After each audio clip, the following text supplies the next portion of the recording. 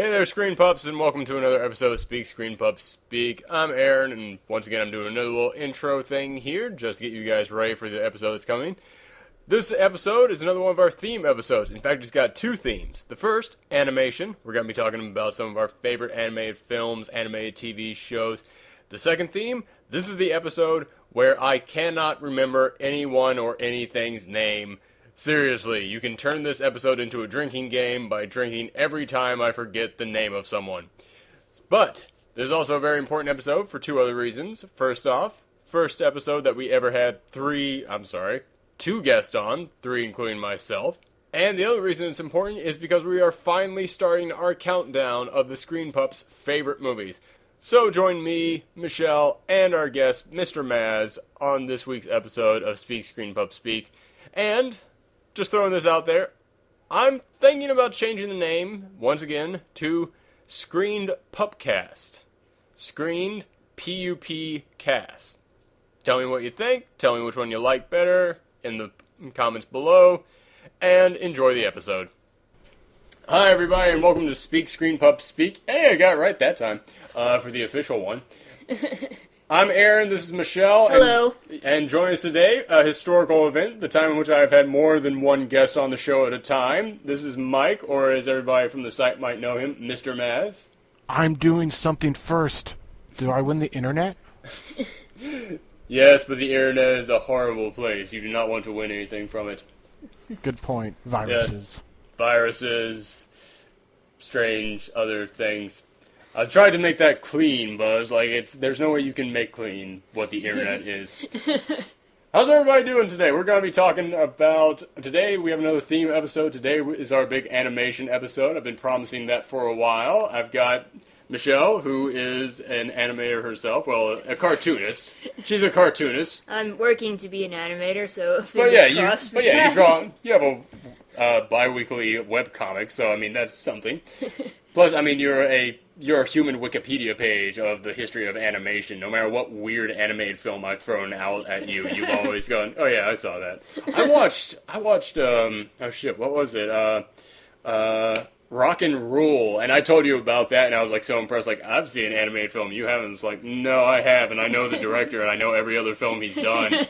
And you had seen them before the internet existed, when you had to, hunt this shit down, too, so you're an expert on, and I've also got Mike here. I think I gave me too much credit. Well, I've also got Mike here, who is I'm just a nerd. Yeah, you're a cartoon geek, as I like to use the term geek for our community. You're just the male version of me, so. Yes. Yeah, I mean, you write up a weekly summary of weekend television, and it's all, Legend of Korra, it's Avengers, you know your stuff, especially when it comes to today's animated films. I'm still getting high audio levels on mine. Let me tune that down a little bit. Alright, I'm good. But yeah, so today we're going to be talking about animation, but before we begin, how are you two doing? I'm good. I'm okay. Can't complain. That's good. Michelle, you had an interesting little run-in and want to kind of get something off your chest, if memory serves me correct. What? You wanted to specifically say, fuck New York Comic-Con this year on the podcast. If you still don't want to get that, if you still don't want to tell them to go fuck themselves, that's cool. It's, kind of a long story, but, Just say fuck New York Comic-Con, and that'll be the end of it. You screwed me over in Artist Alley, alright? Fuck you. Yeah. Michelle was trying to get a booth at the New York Comic-Con Artist Alley. For anyone who doesn't know, they've got the professional Artist Alley, and then they have the one for, the startup artists like yourself. It was there was the amateur Artist Alley that was part of the anime festival, but now this year they combined anime festival with Comic-Con, so it's basically saying, hey, we're not gonna do the amateur Artist Alley, we're just gonna have the professionals, so if you're not in the comic industry, then, go fuck off, we don't care. Well, it's not just that, because I was there for the whole drama of this. Yes, It's not just that, because it would be one thing if the New York Comic Con suddenly went, you know what, we're not doing the amateur artist alley, and if you want a booth, then you gotta compete with the other guys. You know what, I could understand that. I wouldn't like it, but I could understand it. They kept telling you for 2 months straight, no, the sign-up date for the amateur artist alley will begin soon. Don't worry. Keep coming back. And meanwhile, the professional one started up, and it was going on. People were signing up this whole time. And for 2 months, they kept telling you, no. it's coming. Stay in there. And then, like, when there were only 2 booths left in the professional artist alley, they went, yeah, we're not doing the amateur one, so fight for it, nerds.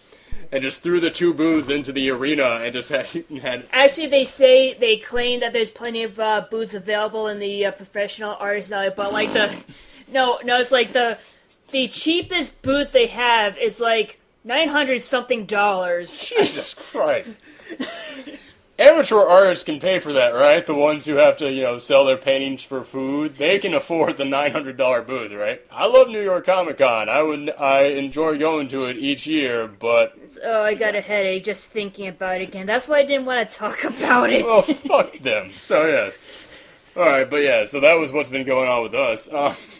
Ouch. But yeah, so... This is a show about movies, which, hey, Comic-Con, that's no longer about comics, that's about movies itself. So, fuck them again, which will become that will become my new Avengers. That will become the new thing I mention each week on the podcast. Fuck New York Comic-Con. Anywho, we're going to get into talking about movies here. These podcasts have been going long, mostly thanks to me telling long stories that lead up to nothing. But I'm not going to cut that out. Instead, to get this thing down, we're just going to skip the news segment of the show this time. And we're going to go right into just talking about what are some movies you guys have seen recently. You guys seen anything that you want to talk about? I saw Abe Lincoln Vampire Hunter. Oh, how is it? It was too serious. This, like, the whole concept is underworld levels of novelty. And then they were like, no, we're serious. We have mythology.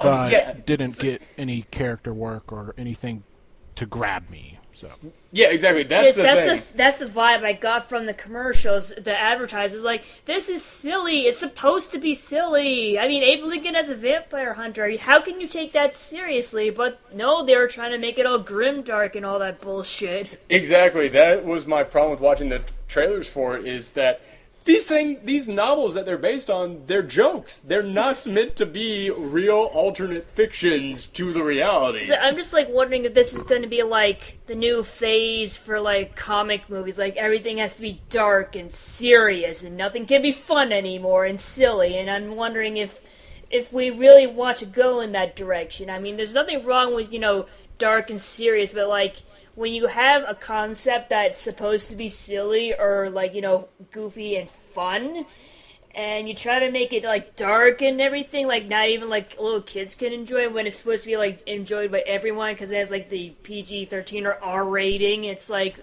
do you really want to go in that direction? Well, I don't have a problem with it being R. I mean, yeah, but I'm just saying, like, do you really want every single comic... Well, it's not a comic book. It was one of those, like, Pride, Prejudice, and Zombies. Well, it's like, yeah, I mean, like, do you want everything based off, like, a novel or a comic or whatever, or, like, grimdark? Is that really necessary? Yeah. But The Dark Knight made $1 billion. It was dark. That's why it made so much money. It was dark and grim and serious. People None like of that other angsty movie bullshit. Stuff. That's one of the things I really loved about the Avengers, is that it was not grim and dark. It was stand up and cheer. 4 weeks in a row mentioning the Avengers. Yeah, Yay! Keep going. But yeah, my question is, if this thing is successful, which it got all right, and it didn't have that high of a budget. If this thing's successful, are they going to make sequels to it? It's like, and another thing it's like, you notice, like, at first the Amazing Spider-Man trailers were, like, so grim, dark, and everything is, like, and too serious, and everyone's like, that's not the Spider-Man we know and love, and now you're starting to see, like, trailers of, Spider-Man actually, being goofy and, like, doing the snide remarks and everything, and I'm wondering, like, if they're finally catching on that grimdark isn't always the way to go with these kind of movies, I'm just wondering if has anything to do with it, or... It's possible. It'll take 3 years because, Yeah. the studios are only now realizing that 3D doesn't mean an extra $200 million at the box office. Yeah, exactly. Did you watch this in 3D? Because I heard Oh, that... God, no. Oh, okay. It's shot through, like, a sepia lens, and it's so brown and dark. And brown. It wasn't Brown even, like fun shit. to look at. Brown like shit. Shit in your face all the damn time. That's what 3D is all about, right? That's what people like in 3D, right? Everything's shoved in their face all the time. Stop smoking that giant cigar while you say that. But yeah, I did hear at least one thing. That I did hear that with the 3D, they did like put an extra layer on top for the vampire's eyes to have like glowing coming off of it. And I'm wondering if that like could be like seen, like if people could actually tell. But Probably not. Probably not. I saw something which much lower budget, and it's available on Netflix now. Doctor documentary coming in here to tell you about a new documentary. It's called Resurrect Dead: Mystery of the Toynbee Plates. I probably screwed that up somewhere, but you guys can all look it up on screen. It's this documentary about how this guy in Pittsburgh, he started noticing these plates. They were like just asphalt plates that someone had just put in the middle of the road that would say 4 lines. It would say, Resurrect Dead, Toynbee... shoot. You know what? Let me look this up, because I cannot remember just off the top of my head what the 4 lines of dialogue are. Are we sure this wasn't a found footage horror film? No, but that's the thing. It's super creepy, which for a documentary... Yeah, like that sounds like easy horror. I know. This thing which... let me get to Resurrect... Okay, here it is. The tiles all say, Toynbee idea, in movie 2001, Resurrect Dead on planet Jupiter. Like, each of them are 4 lines of dialogue, are 4 lines, Toynbee idea in 2001, in the movie 2001, Resurrect Dead on planet Jupiter. Someone discovered bath salts. Yeah, at the end of this movie, this guy gets his face eaten off by a hobo. But no, it's super creepy because he starts noticing these plates just kind of in the middle of the road that say these 4 things on there. And then they would each have like little tiny additional bits of like parts of a sentence that would be like once you start putting them together, you'd start to see an actual sentence being spelled out. But then he starts noticing that there are some in New York. There's some all up and down the East Coast, like in almost every state on the East Coast. Then he starts noticing there are some in South America, in like multiple different countries in South America. And it becomes this big thing where, how come nobody has spoken about this, and what the hell does it mean? And he started researching it, and this is in like the early days of the internet, and nothing came back. And eventually he started researching, and he found out these things have been around since the 1980s. Like the earliest one was seen in 1983. And he goes on this big search to try and find out what it all means. And he slowly discovers other people who have been wondering about, what this is. And he starts reading, like, the little sentences, and they're all, like, about secret organizations, like, in control of things, and, like, mob bosses trying to make secret hits. And it's this weird thing where, like, yes, while you're watching this, 90% chance it's just some crazy guy doing it by himself, until you start to find out, and they're in South America too, and they're kind of all over the world. That's when you go, okay, well, it's probably just some crazy cult. 90% chance, some crazy organization. But in, like, the back of your mind, there's, like, this movie does a great job with, like, its audio and with its sound of just kind of creating this creepy atmosphere where you, like, start thinking, okay, I know this is a documentary and it's all real, but what if it really was, like, some weird organization? And I'm not a conspiracy nut either. Like, I don't normally go in for any of that stuff. But it did kind of get to me. Like, it was making me wonder what was going on. And there was a moment in this film in which they find this one guy who he says, okay, yeah, I was watching the news one night, and all of a sudden the entire screen just went static. And I heard the voice, Toynbee idea, come from my TV. And, like, as you listen to this guy talking about it, you go, okay, he's just crazy and looking for attention. But then he says, and so I called up my local news affiliate, and I said, I heard the words Toynbee idea, and it was coming through static, and the person on the other end went, yeah, you're not the first person to call us and tell us they've seen that on their screen. And, like, it just sent chills down me that someone out there who's been putting these plates down is also taking over airwaves. And, I mean, when you eventually... And that's the thing, is that they never really find out what it means, but they do find out who did it, which some actually pretty impressive investigations. And when you find out, yeah, don't get me wrong, it's not a big, it's not some big conspiracy. It is, like I said, it is some lone nut. But... I mean, it's the fun of just getting wrapped up in the whole thing. So it all turned out to be just a giant prank. Well, that's the thing. No, it was kind of like, I'm not going to spoil it, but, like, it is a thing where, okay, it was just some one crazy guy.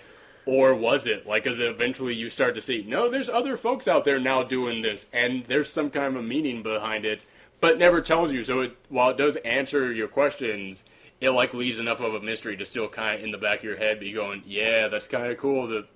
That's my favorite kind of documentaries, the ones in which it kind of goes, yeah, there's more to the world than you know. There's some more interesting stuff out there.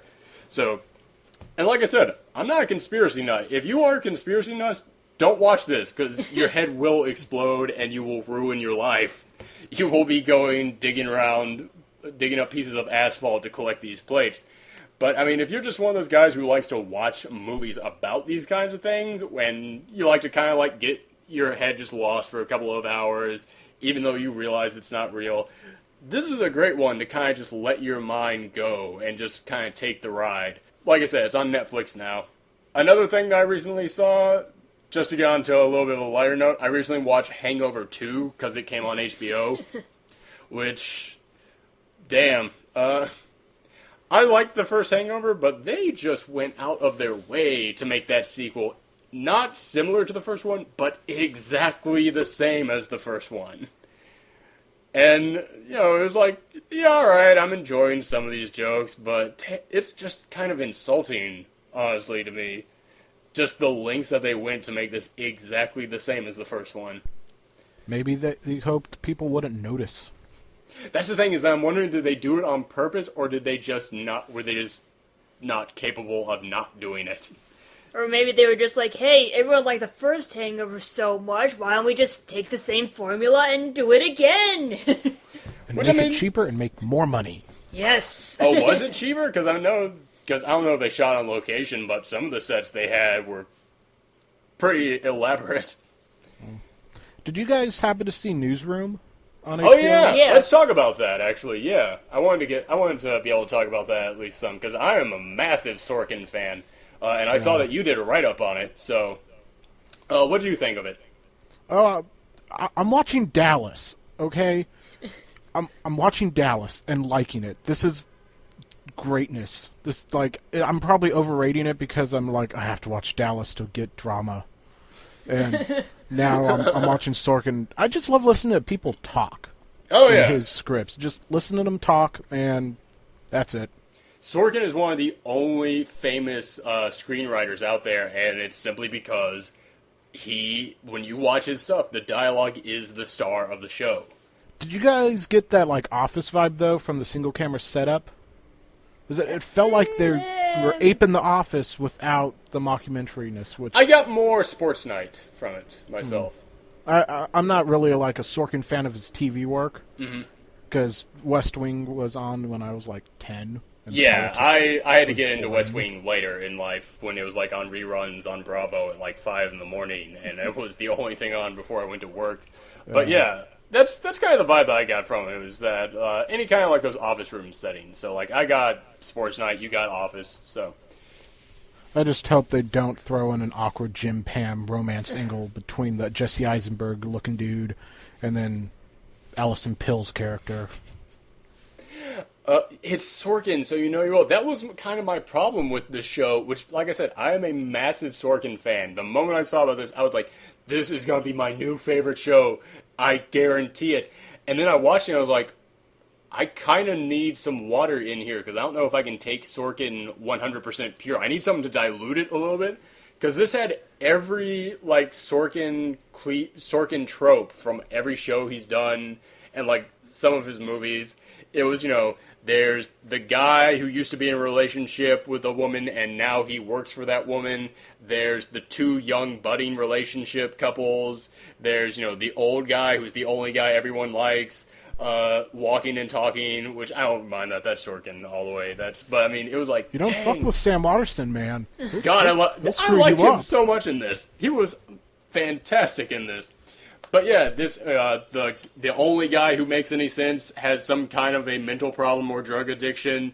It was so many Sorkin tropes, and I kind of looked at it and went, I love Aaron Sorkin, but this is just a pure Sorkin adrenaline shot to me, and I kind of needed a breather in the middle of it. Yeah, I've always said you can't really judge a show by its first episode, because in the first episode they have to explain everybody. You can't really get story. The first episode is always just explanation. And I liked what had all been set up, so I do look forward to where it goes. It's like I did like the beginning and the ending of the first episode. It was like in the middle where I kind of fell asleep because everyone was just shouting at each other at the same time, and I couldn't keep up with it. It's like, oh fuck it, it's probably nothing important at the moment. You can't stop paying attention in an Aaron Sorkin TV show, because I kind of like looked at my computer for 5 seconds and I was like, this is a different scene. What's happening now? It's moved so fast. I can't keep up. Screw it.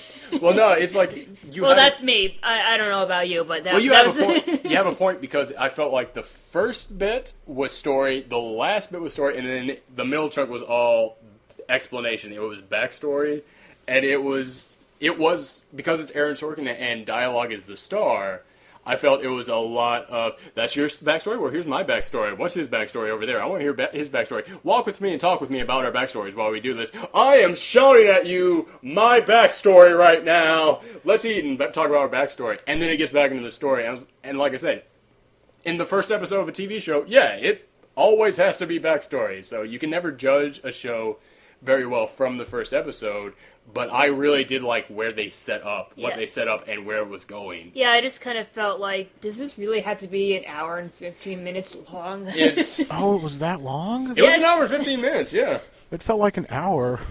Yeah, it's like we first thought it was going to be an hour, then we checked the time. It's like, no, this thing is running for an hour 15. Yeah, we checked the time, and I was like, holy crap, this is going to be a massive cliffhanger, because the oil well the oil rig just broke, and we're right at the hour mark. And I saw it was an hour and 15 minutes, and I'm glad, because it needed that last 15 minutes. The last 15 minutes is what the show should be, and it's exactly what I wanted it to be. Yeah.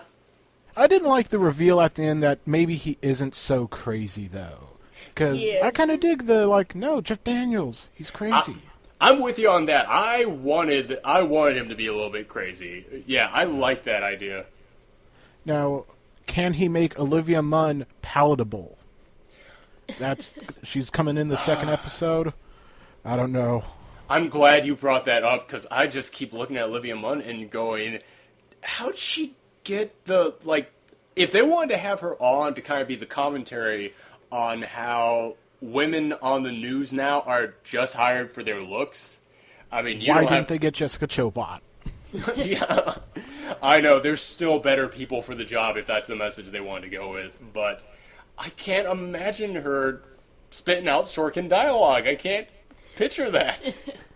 There was a featurette on HBO Go, and she's like, yeah, I actually did it too fast. I saw that. Yeah, I saw that. She's like, you're lying. I know, it was like, he told you to say that on this featurette as a joke, and you screwed the joke up. That was my reaction when I saw that. But yeah, I'm glad we got to talk about that, because that was important. Because I'm very excited about it, but the first episode is just, damn, sprinkle some baking soda in this, because I can't take my Sorkin this lean. Yeah, it was. It's summer. There's nothing else that's scripted that's on. I mean, I'm watching Dallas. What and not even guiltily. I enjoy it. That's the thing about Dallas. Let me ask you about this. Is Dallas is it a total reboot, or is it like a sequel to the original one? It is a sequel with old J.R. Hagman as J.R., only he's now 120 with creepy eyebrows. And his son, John Ross III, is now trying to steal South Fork. and then Brother Bobby has an adopted son who's got an inferiority complex, and they're fighting over the maid's daughter, and there's a con going on, and everyone's got secrets. And I was just like, they end an episode with John Ross meeting in empty Dallas Stadium with the person he's pulling the con with to discuss their evil schemes. Why? The JR and son part of the show, I am into, because that's kind of interesting. Everything else, though, it's just you aren't good at acting. or saying words. This is on ABC, right? TNT. Oh, TNT. Oh, okay. Because I don't know why, but I kept thinking maybe it was because ABC's doing the Munsters remake. Oh, that's right. Maybe that's why I kept thinking that it was on that, but which is going to be interesting because it's not a comedy this time. It's basically what's that BBC series?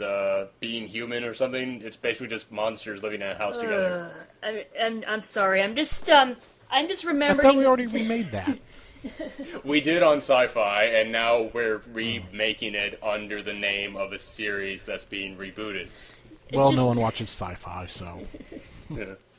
I'm just thinking back to like the original Munsters and how they were supposed to be goofy and silly, and the original Addams Family and how they were supposed to be have like a more morbid a more darker sense of humor. And I'm like remembering like the Addams Family remake done like the 90s or something, and how they took the dark humor out of the Addams Family and made them like all hokey like the Munsters, and now they're doing a Munsters remake and they're making that all dark comedy and not making it the goofy how it was supposed to be. It's like, stop fucking up everything. It goes back to what you were saying earlier about how not everything kind of has to be dark, and I think that if just one guy out there really did some like lighthearted, some really lighthearted comedy, maybe that's why like 2.5 Men gets such good ratings, just because people are just like, just give me goofy laugh tracks, I don't give a shit. No, you think it's that's on why CBS. the Big Bang Theory Old people is watch popular? that channel. What was that? Do you think that's... You go first. I was going to say, it's on 2.5 Men is on CBS. Only old people watch that channel. Yes, it's that I'm being nice. terribly I'm just generalizing everything. It's a good call. Old people watch it and they like the old sitcom style, and they still think it's Martin Sheen on that show. So it's appealing to them on all levels. I was gonna say, is that the reason? Is that the same reason why people love Big Bang Theory? Oh, I liked Big Bang Theory, and then I didn't because I watched Community. That's it. That's exactly what we think. It's like only reason why people like Big Bang Theory is because they haven't experienced Community, which is so much better. I know that.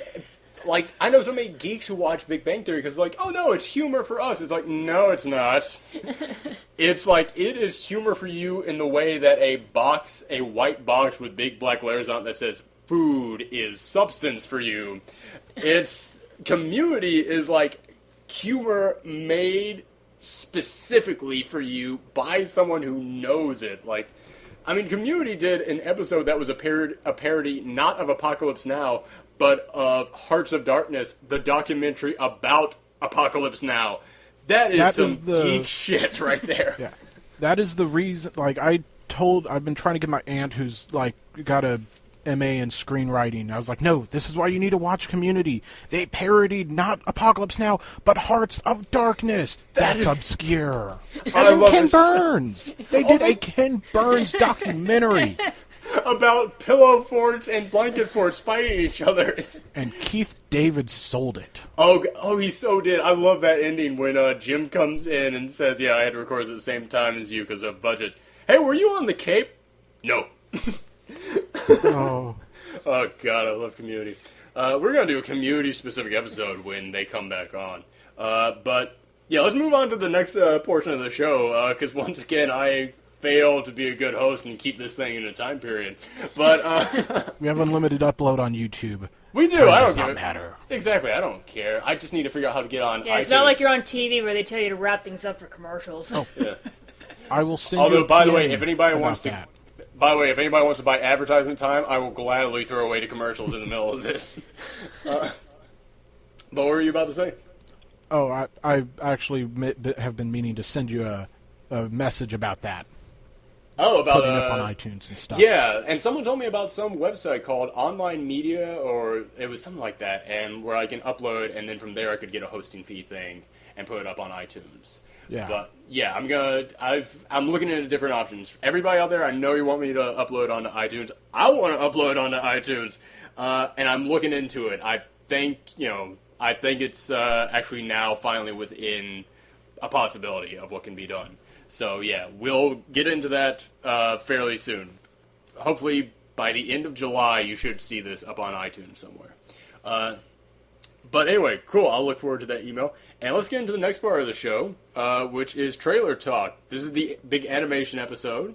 So we're going to talk about 2 trailers that came out fairly recently, both of which are animated. The first being Wreck-It Ralph, which it strikes me almost as being a Pixar film, but it's not. It's just regular Disney. And basically Wreck-It Ralph is about the villain of this old school arcade video game, which basically it's supposed to look kind of like a cross between Rampage and Donkey Kong, where basically, he'd throw chunks of a building down at this little repairman trying to fix them. And he kind of decides, look, I've been the villain for 20 years. I'm not a bad guy. I hate people calling me the bad guy because it's my job. I want to be the good guy. So he starts going to different video game worlds to try and be the hero. What do you guys think of this? I watched the trailer 3 times to see all the cameos. Yeah.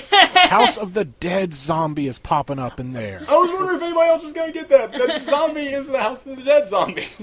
I want to know how much they're paying to license like Bison and Zangief and everyone else in there. This may be Nintendo's most expensive animated film, just simply because of all the cash they got to put out for that. They got to make that Wii money somehow. What do you think of it, Michelle? I'm really excited about it. It's like it's basically, as everyone's been saying, it's like the Roger Rabbit of video games, and I think that's great because one of the reasons why I love Roger Rabbit so much is because I get to see all my favorite cartoon characters, and if I can see my favorite video game characters in this, that'd be great too. Even if they don't have a speaking role, just seeing them in the background is really cool. I agree, and I agree. And, I love Zangief being in there in the villain management class or whatever it is, and just having this like swagger to him, like he's been there for years. Just, I am Zangief. Hi, Zangief. I love that. But to anybody out there who says, "Oh, well, you guys are only liking this for the cameos," I actually I watched this 3 times myself. Second time was just to get more of the cameos, but the third time was because I was just really digging this trailer because, like you were saying, everything now has to be so dark. And it seems to me like the moral of this story, in a way, is, no, things don't have to be all dark. Like, first off, this is a guy he's not a bad guy. It's not like Despicable Me, where he is a villain, but slowly learns to care. No, he's a nice guy all around, has been for years. Just, he's got a shitty job, and he just decides, I don't want to do it anymore. And, first off, everyone out there can relate at some point in their life with that story. But also, there's a moment in there where he's in this, Halo-looking universe. The Call of Duty parody, Hero Halo, Duty. Call of Duty. Gears of War is in there a lot. Yeah. Oh god, what's her name? The lady from Glee. She's in there. Jane Lynch. Oh, Jane Lynch. yeah, her. And she is playing one of the characters from Gears of War. Her character looks just like that. And there's a moment where he's in there and he's running around and he goes, "When did video games get all scary and was dark and scary or something like that?" And violent. And violent, that was it. Scary and violent. Yeah. Now, don't get me wrong. I will play Dead Space until the sun comes up. I do not judge people for playing violent video games. But yeah, maybe our kids shouldn't be playing such violent... call me an old guy, but I don't know if little kids should be playing games where they rip people's spines out and whatnot. And yeah, I played Mortal Kombat when I was 13 or something, and it wasn't... And hey, I turned out like this. I'm able to put out a podcast. I'm competent. I don't rip spines out of people. So what? The God of War people, though, they got that, the rapid brain technology, man. They can map on how a brain will be sliced 1,000 different ways. It's dynamic. Exactly, and like you said, it's kind of to me like... at the end. It's kind of to me like, we don't really need all these violent games. And it's sort of just got me thinking, what was the last original, family-friendly platformer game that came out? Because I can name a bunch of original new franchise uber-violent video games, Gears of War, Dead Space, like I was mentioning. What was the last platformer that actually was new, did not feature, a character that had been proven to make sales already? Does Big Rayman Planet? count, then? Rayman? No, because Rayman... No, he's been around for a while. Yeah, Yeah, and Rayman but- Origins is a fantastic game. Yes, it is. Which I cannot play. Michelle is the badass one on that. I'm the side-scrolling platform person. You're more the I'm more the over-the-shoulder Resident Evil kind of guy, so it's weird that even I'm the one making this argument. But yeah, when I see that moment in the trailer, it just kind of makes me go, I'm so glad someone is kind of making this argument in a game that, no, there's a lot of us who really love video games who don't love them because their ways of getting out our anger in a violent manner. There are lots of us who love video games because they're fun! Where's the fun games? That's why I love the demo for The Last of Us so much, because, like, he's begging for his. I was like, no, man, I don't want to kill these people. Yeah. Shit's fucked up, man. But broccoli people. Yeah. Broccoli people. Oh god, that's such a weird. Ugh. That's I love the concept behind The Last of Us, but ooh man, I don't know if I'm gonna be able to play it because it's just broccoli people are so gross. But because I am squeamish like a little girl for a guy who loves Dead Space, I am squeamish. I will admit that. But let me also say this about Wreck-It Ralph. Sarah Silverman is actually doing a pretty good little girl voice. I didn't believe that was her at first. Like, someone had to, like, convince me that that was actually her. So, I think their part is perfect, because she's always, like, you know, the kind of person who plays the silly, bratty, immature character. Oh, it's perfect for her, but yeah, I was not expecting that voice to come out of her. I figured they had to be using a machine or something on her. And John C. Reilly, always like John C. Reilly. He is perfect for that role, because he's John C. Reilly. Wreck-It Ralph is the John C. Reilly story. That's how he got his start in Hollywood. He was up on his agent's building just throwing bricks at people. Cast me in Chicago. I can sing. You know who I am? I'm Wreck-It Ralph. Put me in movies. I'm not on this podcast because I'm an impressionist. But yeah, let's move on to the other one, which is just a teaser trailer at this point. But Monsters University came out, Monster University is my favorite I'm sorry. Yeah, Monsters Inc. That's how much I love this trailer. I give it a high 5 stars. No, Monsters Inc. is my favorite Pixar film. I don't think it's their best one, but it's just the one that like hit me the most on like every level. Yeah. So yeah, I absolutely love it. What do you guys think of the trailer for this prequel that they're doing? Well, for me, it looks like a fun, silly movie, but the reason why I liked Monsters Inc. is because it had a lot of heart to it. You know, the relationship with Boo and Sully, and I don't know if they'll be able to recreate that warmth in this movie, since it's about them in their college years, and college is when you do all this crazy, wacky, silly, goofy stuff, and not really much room for heartwarming stuff. But yeah, what do you think, Mike? That could be that's why I think it could be good though, because they could make a slightly maybe raunchy college movie, like Animal House, but with monsters. Monster House. In all fairness, John Belushi was a monster. He was a shaved Sully in that movie. Yeah, if they could make a slightly raunchy college movie, that could be a lot of fun. Yeah, I'm not as sold on every Pixar movie as I once was now. Yeah, with me, I'm a little bit worried on this one, I'll be honest, because, yeah, one of the reasons I love Monsters, Inc. is because there is such warmth to it, but also I love the humor in it. And this looks like it's going to be a lot of humor, and I think they'll try and have warmth in seeing how Sully and Mike become, Swizowski, or whatever his name was, how Billy Crystal and John Goodman became friends. And, yeah, I think they could have some warmth, but, I like prequels. I will admit that. I'm that guy. I love an origin story. I like seeing how a character became who they are. I don't think there's any need for a prequel to this, though. I don't think there is any need to see the origin of Sully. And after, Cars 2, it kind of made me, go, okay, Cars 2 you made just for the money. I saw this, though, and I went, are they making this one just kind of for the money? Because I don't think there is a story to tell about their origin. But I don't know. Like I said, I'm still I'm still open to it. I was kind of hoping for a Monsters, Inc. sequel and seeing how Sully would have to accept the fact that Boo is growing up, but I'm afraid that might be too much like Toy Story 3, with Woody accepting the fact that Andy's growing up. So, I can see your argument. So yeah, I guess Pixar doesn't want to rehash that story, so that's why they went for a prequel instead of a sequel. Yeah. What do you guys think about having John Goodman and Billy Crystal come back? Because to me, they were perfect in those roles, but I don't know, hearing those voices coming out of where now it's supposed to be, 18-year-old monsters. Yeah, after listening to Dante Basco talk in Korra, I can definitely see that. Okay. But yeah. Where is my Incredibles sequel? Seriously. Where is it, Pixar? I agree. You're when making they do Monsters, Inc. prequels and not a sequel to Incredibles. Come on.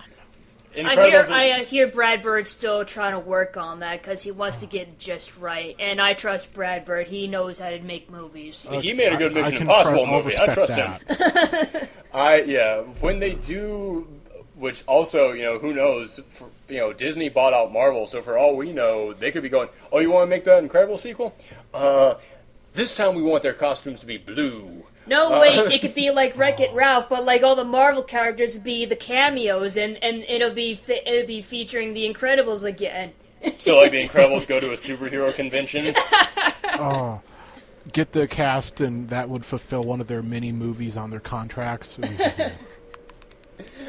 Yeah, Incredibles is a very close second to me on my favorite Pixar films, and I trust Brad Bird to come back and make it right. When they do make an Incredibles sequel, would you guys like it to pick up like close afterwards, or would you like it to be like a couple years later with now Dash is about to enter high school or something, and like Jack is now in elementary school or something, or would you like it to be the same ages? Nah, go with the time skip. More fun that way. You can just make radical changes. Be like, hey, 5 years, things happen. Yeah, and not only that, but it's taking a while for the sequel to come out. So to have them still be the same right after the first one, after all those years, it's kind of weird. And that's kind of what I liked about the Toy Story sequels. You can see Andy growing up because, there's that gap between the first and the second and the third movies, and I really enjoy that. Yeah, I can see that. All right, so let's get into, let me see. Oh, yeah, our next segment, which is a brand new segment. We've never done this before. Well, we kind of did it last week, and that's what gave me the idea for doing it this week.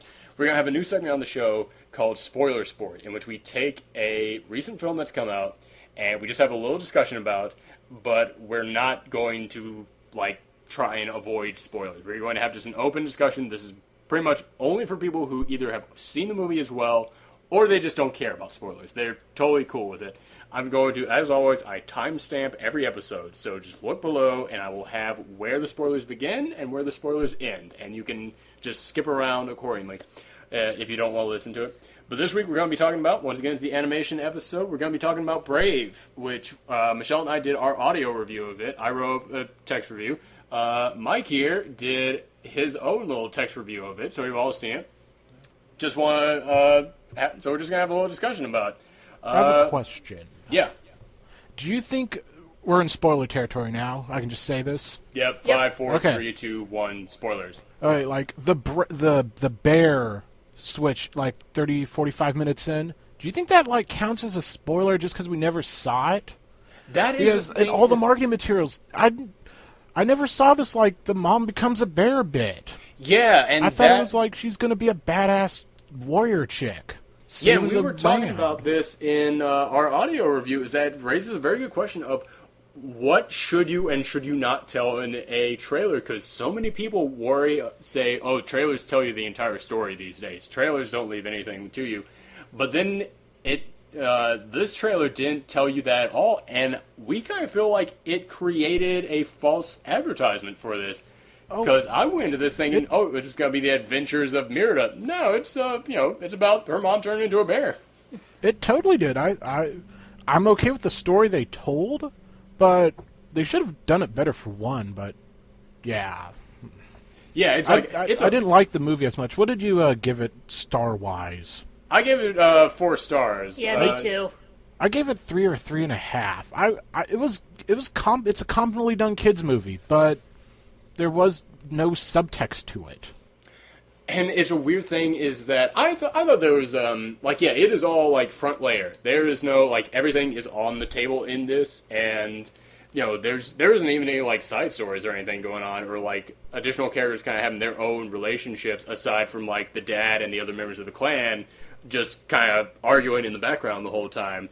And I think a lot of it has to do with, and I didn't even, this didn't really bother me while I was watching it, because, I was just kind of going along with it, but after I heard more of the story of the making of this movie, I kind of was able to go, oh, I bet that's why it was like this. Because, like, I did find it weird, even when I was watching it, that her mom turns into the bear at, like, the 45-minute mark, whereas normally in a movie, she would turn to the bear at, like, the half-hour mark, and then that would be the end of the first act, and the entire second act would be her as the bear, and then the third act would be the conclusion.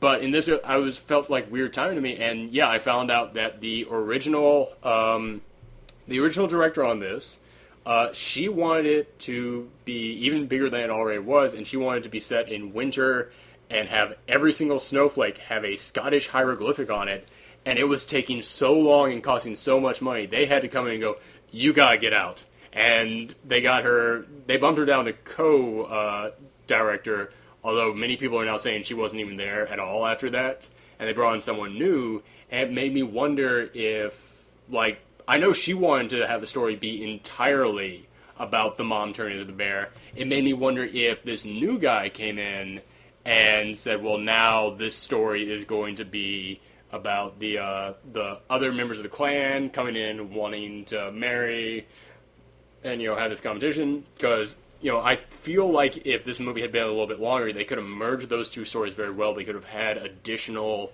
backstories. They could have had much more depth to it. They needed to explain the Queen character's, like, motivation for just being like, no, you're duty bound to protect the kingdom, and I'm being totally bad with the accent, but you can understand the Queen, like, her mom's point of view on everything, but we never learn, like, about her. We get a little bit of when she tells the story about the previous kingdoms, and I wanted to see more about that. Yeah. And once again, but, like, this thing is an hour and 40 minutes, which I think might be one of Pixar's shortest films. Like, normally their films are 2 hours long, it seems. And this movie cost a lot for just an hour and 40 minutes. I think it's because that original director wanted to do so much and took so much time, and they had to eventually get her off. And then eventually they had to, and because of that, they ate up a lot of cash on this, so they had to get this new guy in. And basically, like, they had to make this film shorter than normal for, like, the exact same budget of their longer films. So I think I think there's another reason why the Brave came up as a short, and that's because Pixar originally had a different movie in mind. It was called Newt. Have you heard about that, Mike? Yeah, the lizards. Yeah, it's like right? yeah, it's like a story about the lizards being reintroduced into the wild. But the thing is, Blue Sky Studios already made Rio, which is about the birds being introduced into the wild. So Pixar was like, oh crap, everyone's gonna think we're copying Rio if we do this movie. So we have to, like, scrap this and make another movie that's more original. And I think because of, like, the timing and everything. And they spent a lot of cash on Newt, and that money went to nothing at all because it never came out. So basically, I think because of so much money trouble going into the production of the film Newt that never came out, and the early production of Brave, which kind of got scrapped, they had to make this a lot shorter. And I feel like if this film had had another 20 minutes to it, they really could have, just made this another 5-star film. Yeah. I wonder how much her hair cost to make that. Oh, you're talking about, like, snowflakes being completely unique, like, that hair. That's the only reason I'll buy this on Blu-ray. Yes! Long flowing locks. It is it looks like they had to have had a team of 10 people working on that hair, and that was it. Like, can't we do some background? No! Look at that tangled mess. We gotta get you on that. The cheapest part of this film is when she's in that corsage and, like, wrapping up her hair. That is the only part of this movie. There was some guy at Disney who was going, can that be her normal outfit throughout the whole thing? But yeah, I still thoroughly enjoyed it though. Like I had a lot of fun with it. The humor, like I know a lot of people had trouble with the humor. I was laughing at a lot of it. I mean, like the little kids. I was going in there fully prepared to hate those kids. I thought they were great. Yeah, it was cute and kid humor. Yeah, it was a lot more like That's think all it that was. yeah, like this thing has got a 75% on Rotten Tomatoes at the moment, and I honestly think it would have gone up to like 85 if this was a DreamWorks production because people expect kid-friendly kid films from them. I agree with that wholeheartedly because Yeah, and you know, like I said, I honestly like I could see like bits of where they were trying to go deeper, and like. I don't know if in my head I was judging them harshly because it was Pixar, and I was like, oh, couldn't you have gone deeper? Or if I was giving them more credit for those moments because they're Pixar, and like, I know what you were trying to do. So I can't really say if my presumption, if my expectations going into this played a negative role or actually helped out, whereas normally I would have been harsher. But like, I could tell watching this, they really wanted to have a deeper story. And, you know, we live in New York, and there is year-round, there are people on the street selling scripts to movies. Like, not ones that they made or are trying to get made. I mean, like, scripts to actual made films. The moment I see someone with a Brave script, I'm buying that because I guarantee you there is like 20 pages to this thing that did not get made because of budget cuts. I heard like Brave was supposed to be Pixar's first PG-13 movie. Everybody was kind of going into that wanting it to be that. And it makes me wonder if, once again, that's kind of what she wanted. What the by the way, I hate referring to her as she, but I can't remember the name of the female director. Well, you have the internet right in front of you. That's true. I paused this thing for 10 minutes so I could look up Resurrect Dead, the Toynbee files, but I'm not going to do it for Brave. Were you guys like all interested? Like, oh, it's Pixar's first female director and female lead? Because I'm a white 20-something dude. I haven't read or studied feminism, but I just didn't see the big deal. I didn't go into it thinking, oh, well, I'm glad that this is being, well, let me rephrase that. I didn't go into there more excited about because of that, but I was happy that was being done. Like, because, yeah, there needs to be more diversity out there when it comes to not only directors, but also protagonists in these films. So, while I didn't go in there and go, I'm going to give this a little bit of extra credit because of that, I was, like, in my head, like, this could totally tank, and I would still be happy that that, you know, I could go in there and hate the film, but still applaud it for that. It's kind of like the movie Red Tails. It's, you know, I read so many critic reviews saying this is an absolute shitty piece of film, but I'm glad it was made. And that's kind of how the opinion I would have had if Brave was a bad movie. I would have gone, I hated this film, but hey, I'm glad there was at least that. Yeah, like speaking of Pixar sequels, I want to see Merida in another movie. Oh god, I would love to see Merida. Just not this one. Yeah. Which, by the way, we totally skipped over. By the way, we were talking about female directors and female protagonists. We totally skipped over the only female in the film. I really appreciate that. Thank you. Subconsciously keeping the female sex down. You men! You make me so angry! I'm going to turn to you just every now and again like the weatherman on Family Guy. Michelle, what'd you think of Brave? It was good! Thanks. Oh, God, I wish I could do a Tom Tucker impression. My voice is a Tom Tucker impression. What am I talking about? Can you shut up and let me talk? Yes. I actually didn't realize that it was going to be about... I mean, I knew it was going to be about a woman. I didn't realize it was going to be directed by a woman, and I was kind of hoping that she'd stay because maybe she would have made it better, but I understand why they kicked her off the team, and it wasn't because she was a woman. It was because she was making these crazy decisions, and there was not enough money to support it.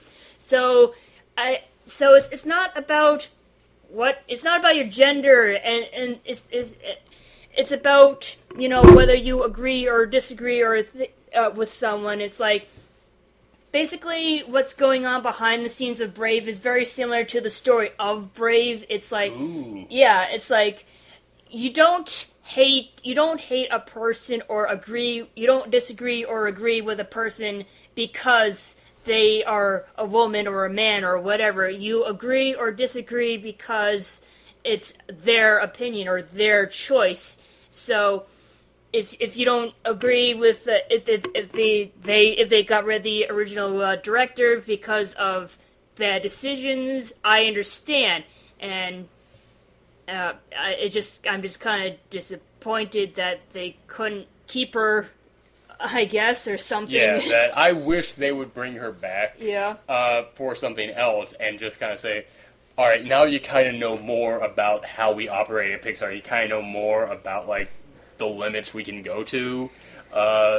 So yeah, now we want to give you another shot. Like, it just kind of reminds me of a documentary I saw. I don't know if you've heard about it, The Sweatbox. I've heard of it, but oh god, it was about the making of Emperor's New Groove. Thank you. Yes. Oh, And yeah, it's like I don't know if it's still up on online on the internet or whatever. I don't know if they took it down already. It got taken down from the link I got linked to, but someone else might put it back up. Yeah, but like, anyways, I think like as someone who wants to get into the animation business, and anyone else who wants to get into it as well, I think this is a very important documentary because it shows you all the shit that you got to put up with, and sometimes you have to realize that an original idea won't always turn out to be in the final draft, so you just have to put up with it, Yeah.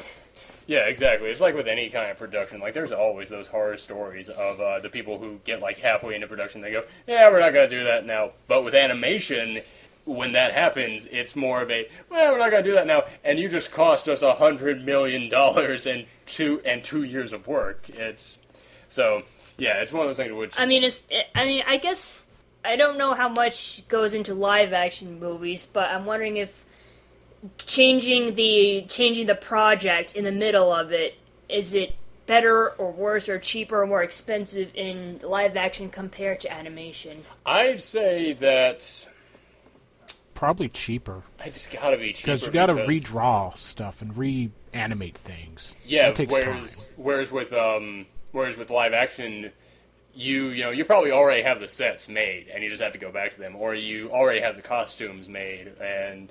But I mean, yeah, there's tons of stories out there, and unfortunately, I'm blanking on all of them of live action films where they like halfway through went, this actor's not working, let's totally reshoot all their parts. And what's in something like that? G.I. Joe, too. That's the big rumor, that they're totally redoing everything because everyone loves Channing Tatum now. And really? Yeah, well, did you not see 21 Jump Street? He's really kind of good in that movie. I would want to see him drop fools in G.I. Joe more. Nice. I don't know. My theory on G.I. Joe is that Taylor Kitsch had a role in there, and they had to go back and digitally erase him. But he has poor the worst guy. agent. He does. His agent has to be who Ben Affleck's agent used to be. I swear it has to be the same guy. Because Ben Affleck, I always looked at that guy and went, that is a smart dude, and I'm sure that he could be good. But he just had an agent who was like, no, man. You're going to take all 90 of these movies because you gotta take what you can get at the moment. Which, poor Taylor Kitsch, I mean, that guy, he was bragging to everyone before those movies came out. I don't even remember the name. John Carter? Yeah. I'm in John Carter. It's gonna be the biggest, newest epic to come out of Disney. And after that, I'm gonna be in the biggest blockbuster of the summer, Battleship, man. And he was Gambit in X-Men Origins Wolverine. Don't forget that. Hey, Chris Evans, who you playing? You gonna be Thor? No one's heard of Thor. I'm Gambit. You know how great that is? I'm Gambit without an accent, except when I think about it. That movie was so bad. I'm just disappointed because Gambit's one of my favorite X-Men characters, and he just had to be in the shittiest of the X-Men movies. How do you think all the Deadpool fans feel? Yeah, like Deadpool. Deadpool's nickname is the Merc with a Mouth, and at the end of that movie, they take away his mouth.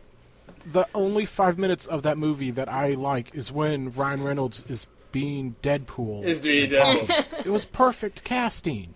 And then he went and made Green Lantern. Even in the Deadpool comic book, they actually, years before X-Men Origins Wolverine, they actually had a joke in the Deadpool comic book in which Deadpool said the perfect person to play me would be Ryan Reynolds.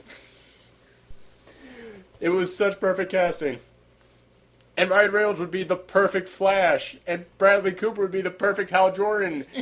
And Ryan Reynolds was Hal Jordan, and Bradley Cooper is in consideration for the Flash. Nothing at DC is making sense. Well, they did get Sinestro right. Sinestro was they just badass. didn't use him.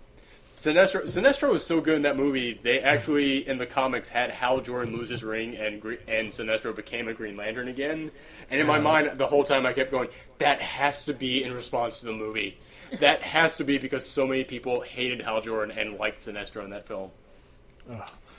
It's like, I'm convinced that DC just gave up on all their comic-based movies except Batman. It's like, oh, we're just gonna stick with, Batman because, he's grim, dark, and badass, and that's what people like. No, they're making the Justice League movie. They looked at that Avenger money and they went, we want some of that. We gotta get in on that.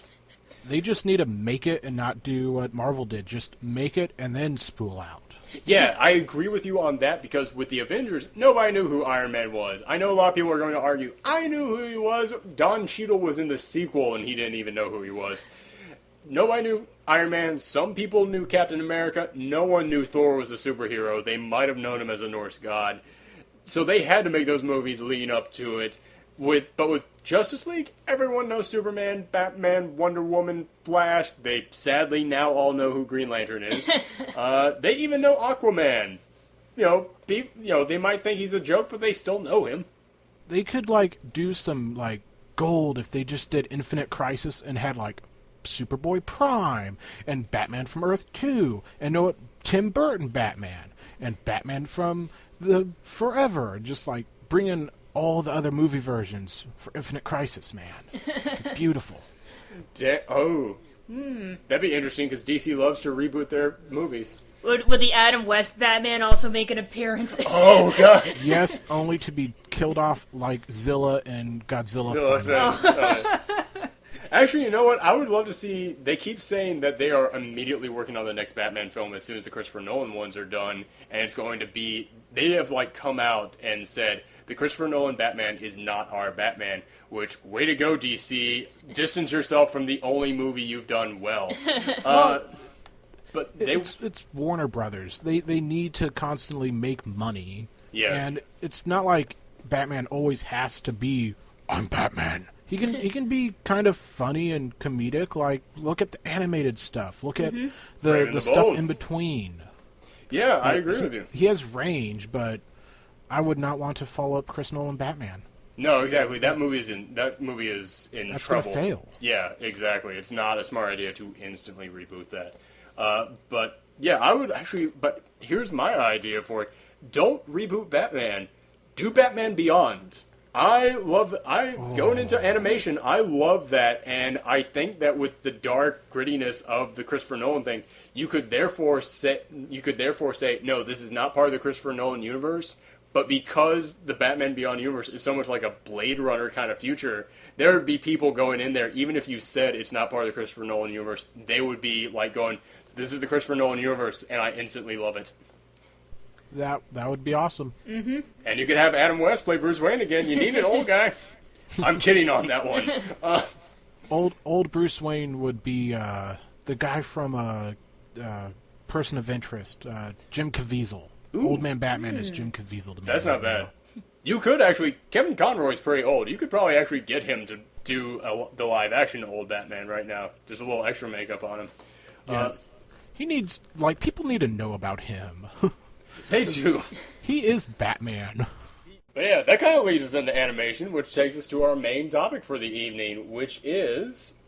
going to be, we are going to talk about animation, and to start off, we're just going to talk about some of our favorite... animated films that have ever come out. I'll start with you, Michelle. What are some of the animated films that, kind of inspired you to take an interest in, really kind of hit home for you? Well, not hit home for you, but just some of your favorites. Well, as I've mentioned before, Roger Rabbit. I think it's not just because of the cameos, but because of the way the actors actually... if the actors you actually feel like they're interacting with the cartoon characters, even though there's nobody there. And the fact that this was all done before computers, and they had to put in all the animated characters after they filmed the live action, is really amazing. And not only that, but the art director, Richard Williams, he's a big inspiration to me. His animation style is very fluid, and it's all hand drawn. It's none of it is computer animated, and it's like his big film, his magnum opus, The Thief and the Cobbler, which unfortunately has never been finished, and it's because it's taken so long, and it's really depressing because it's on the uncut. What? I thought I saw that. I remember renting that movie on VHS. It's cut like of you that. You got the Miramax version, the Arabian Night, which is basically saying, it's like the thing is, it was like I said, the Thief and the Cobbler was in production for like over 20 years or so. And then Disney came out with Aladdin, and then they just walked up to Richard Williams and it's like, this is taking too long, and we're just gonna cash in on the Disney popularity and add in all these songs and cut out all these parts and slap this shit together. And obviously Richard Williams is kind of pissed off about it, but you can see what remains of the original uncut version, the recobbled version, as it's called, on YouTube. So yeah, if you could just check that out, I'd really appreciate it, and I'm sure Richard Williams and all those other animation admirers would appreciate it too. So that was amazing. That was an animation lesson for the ages. Damn. What you got, Mike? Follow that. It's kind of trite to say Princess Mononoke, but like that was the first one that was like, oh, yeah, that one's people also are losing limbs. This could be adult and cool. Yeah, and then also the Land Before Time series. Aww. Oh, I know that's another one. Wait, the series? Are you serious? The sequels, not just the first one. You're talking about the sequels too. I was a kid. And I got up to number 7. And then I grew up. Alright, fine. I will forgive you. No, you can't blame someone for liking something that's aimed at kids when they're a kid. Yes. Yeah, exactly. Yeah, but I'm like, you saying it like right now. I was like, what? Are you serious? Yeah. But no, like Don Bluth is definitely another like inspiration of mine. And it's just... Yes, I definitely grew up on his stuff. I was actually like more familiar with his movies than I was with the Disney movies. So.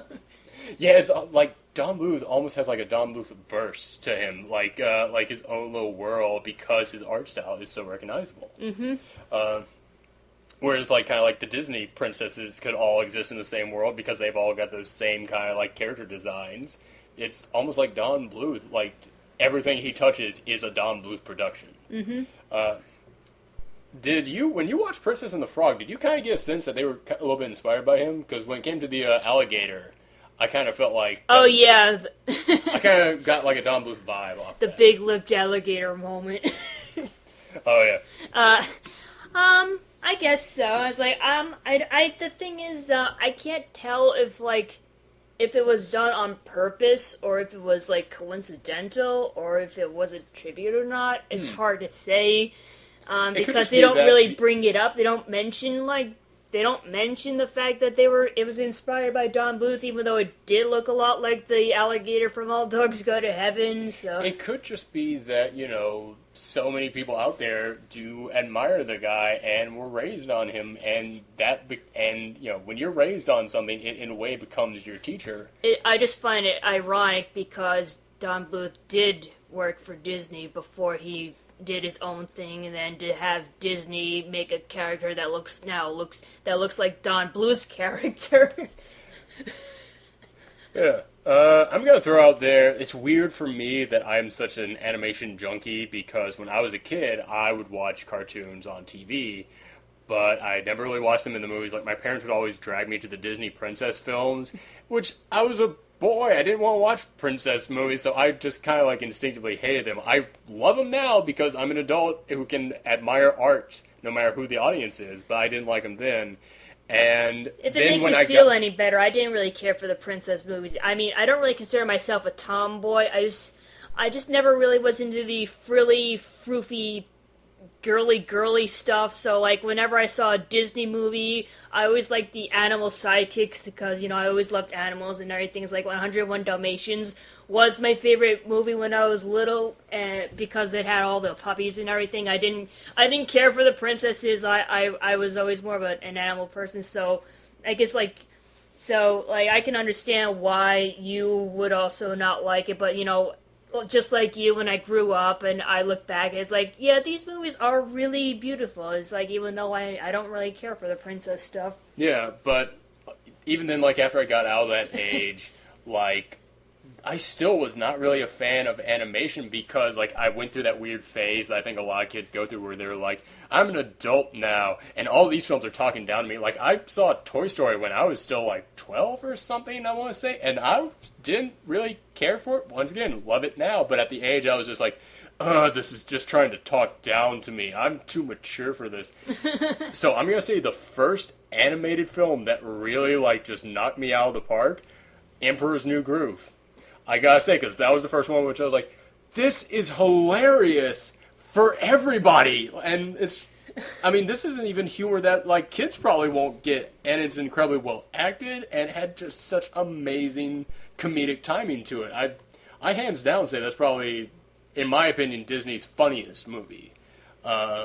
You're kind of looking at me with like a dissenting. No, I just find it funny. Like, what would happen? I was thinking back to the Sweatbox documentary and wondering, like, if you would have thought the same thing if they went with their original idea, and probably not. No. But I also find it funny how you're saying like cartoons like talk down to you, and yet you like Emperor's New Groove, which is like a very Looney Tunes-esque. It's super Looney Tunes, and now these days I have the biggest respect for Looney Tunes. I love the hell out of some old Looney Tunes cartoons.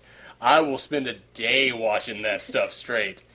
Because I love how many animated things out there are kind of just made for adults, but are safe for kids. And that kind of brings me to another film I wanted to talk about, Rango. Mm-hmm. Won the Oscar last year, and I think it totally deserved it.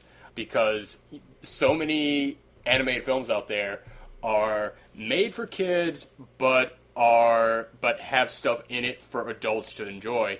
Rango, I believe, was made for adults and just had stuff in there that kids could enjoy. Mm-hmm. It was, and if you love Westerns, that is an amazing film to watch because it is nothing but a love letter to Westerns. I mean, to basically any film from, like, the 70s, because it had, it's got The Man with No Name in there, it's got a reference to High Noon, it's got a reference to, oh god, what was it, True Grit, Chinatown, which isn't even a Western. It's got, the villain is Noah Cross from Chinatown, just in turtle form.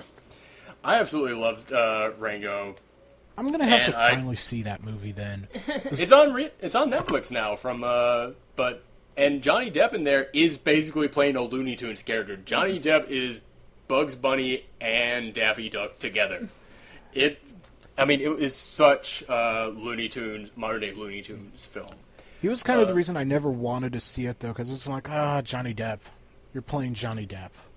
I fully understand, but that's the thing with me, is that I can't take Johnny Depp in makeup anymore, but he so loses himself in this character, and since it's just animated, you would never know it's Johnny Depp.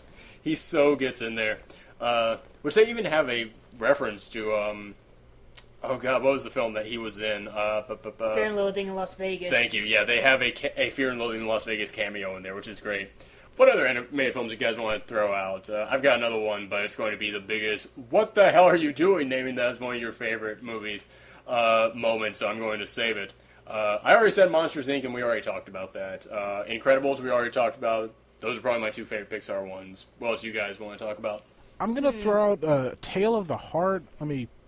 It's the Studio Ghibli film. It's like, it just came out on DVD here, so I finally watched it. But I was just like, this is like that and Kiki's Delivery Service. More Kiki's Delivery Service, though. Like, those are just two movies that I'm like, I'll see those on. I'll stop everything and watch them. Kiki's Delivery Service is still one that I have to watch. I have yet to watch that, and I need to. There's just an air of whimsy about it that you're just kind of like, this is just kind of fun. And then it gets kind of dark. I love those moments in Studio Ghibli. Like, I absolutely love Spirited Away. And not just because it gave me an excuse to talk about anime in public to people. By the way, we're not going to... I think I'm the only one who really follows anime anymore, and even I don't do it that much, so we're not going to... I know this is the animation episode, but aside from Studio Ghibli, I don't think we're going to really bring it up. Unless you guys want to talk about Akira any. I don't get what was so great about Akira. I watched it and I was kind of like, oh, this reminds me of Lost in that I have no idea what is going on. I think the only reason why Akira became so popular is because it was basically just a big fat mindfuck, and that's what really stuck with people. And well, that and also the reason why a lot of Japanese anime is popular, because it speaks to people, to like aggressive teenagers, and I don't mean that as in like, I want to watch stuff burn and shoot up zombies. No, I mean like people who just have like social anxiety or whatever, because like, you know, you think about Japan, it's a nation that is still like has very much strict morals and strict, you know, things are done this way, and anime is really a way, anime and manga is kind of the way of letting that out. And Akira was really just a massive, this is for all you people out there who are just kind of pent up and angry at society. I mean, that's what, oh god, one's Tetsuo and one's Kaneda. Which one's the one that gets messed up? Tetsuo? Or no, yeah, Tetsuo is the one who gets messed up. I had to remember the two of them shouting at each other. Yeah, I was trying to remember who shouts at who. Yes. But yeah, Tetsuo is basically just, the teenager who's mad at everything, so I think that's the audience it goes for. And yeah, I saw it when I was a teenager, and like there was a moment in which I was like, oh man, I'm enjoying the heroism of Kaneda, and I'm kind of, I can get behind Tetsuo and I feel for him. But then it gets to that point where it's like, oh fuck, I gotta get away. This is too much for me. That moment in which he's just turning into this massive blob that's about to explode. The blob baby. Oh god, yes. But yeah, it is one of those, what the fuck just happened kind of a thing. And they've even asked the guy who made it, and he said, I don't know. It's like a 1,000-page manga. It is. Like, why did you make this into a movie? And then we are. We're making it. By the way, to the studio that's making the live-action American Akira film, you can drop that project right now, because Chronicle beat you to it. A curse upon your house. Yeah, Chronicle beat you to that and did it better than you possibly will. Have you seen the spoofy Flash video of American Akira? I think I have. I can't quite recall it, though. How long has it been around? Because I think I saw something a couple of years ago on it. But is it more recent? It's been around for a while. I saw that too. Oh, okay, yeah, I've seen it then. I'm one of those guys who I don't really have a problem with when people want to remake a film from another country set in America. Like, I'm totally fine with them remaking Oldboy, but, well, actually, let me rephrase that. I am not fine with anyone remaking a film from another country for America. I like the idea, though, of people reimagining a film from another country for America. Like, I like the idea of people taking just the concept, that's it, and just going, how would this be interpreted in a different location, such as a different country? And with a different culture. Yeah, exactly, with a different culture, exactly. And, like, Akira plays a lot in Japanese culture. I would be interested in seeing what somebody really talented would interpret that in American culture. And I'm the same way with the Oldboy remake, because, like, if you boil Oldboy down to just what the tagline is, what basically just is the basic premise, it's a guy is held captive for, was it 15 years? I'm blanking on the amount of time. I thought it was like 5. Oh, no, it's over a decade. But a guy is held captive for, like, 15 years in this one hotel room, doesn't see anybody, doesn't know why he's there, and then one day he's let loose. If you did that, if you took a really talented screenplay writer and said, that's the plot of the movie, and he goes, well, should I watch the Korean version? No, don't base this off of anything. That is it. Just take that plot, take that concept, and tell us what would happen from it. Tell us the story of that set here in America.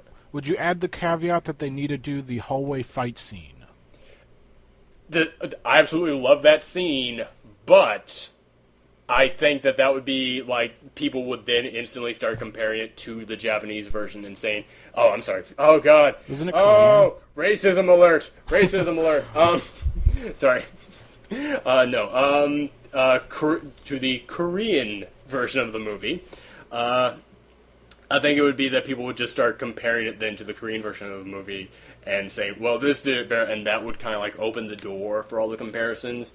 Whereas if I believe you kept it completely separate from anything in that except for that plot, then I think people could judge it more as its own thing. Yeah. Have you seen the remake of, like, it was Let Me In America, or Let the Right... I haven't seen it. It was, the Swedish version was Let the Right One In, and the American one was Let Me, oh god, I'm blanking on it. But yeah, we know what you're talking about. Yeah, like, that was a good remake, although... It was, like, well acted and everything, but I just kind of felt like I could have watched the original with subtitles because that's smaller. why I don't like the idea of someone remaking a film from another country in America because unless it's like just an okay meh film from another country, if it's like that, then yeah, you could remake it and do it better, and people would think of this as a superior version. But if it's already a good version, the best you're going to do is match it, like Let the Right One, like Let Me In did, and then people are going to go, well, why don't I just watch the other one? Have you seen Internal Affairs or whatever movie Scorsese based The Departed on?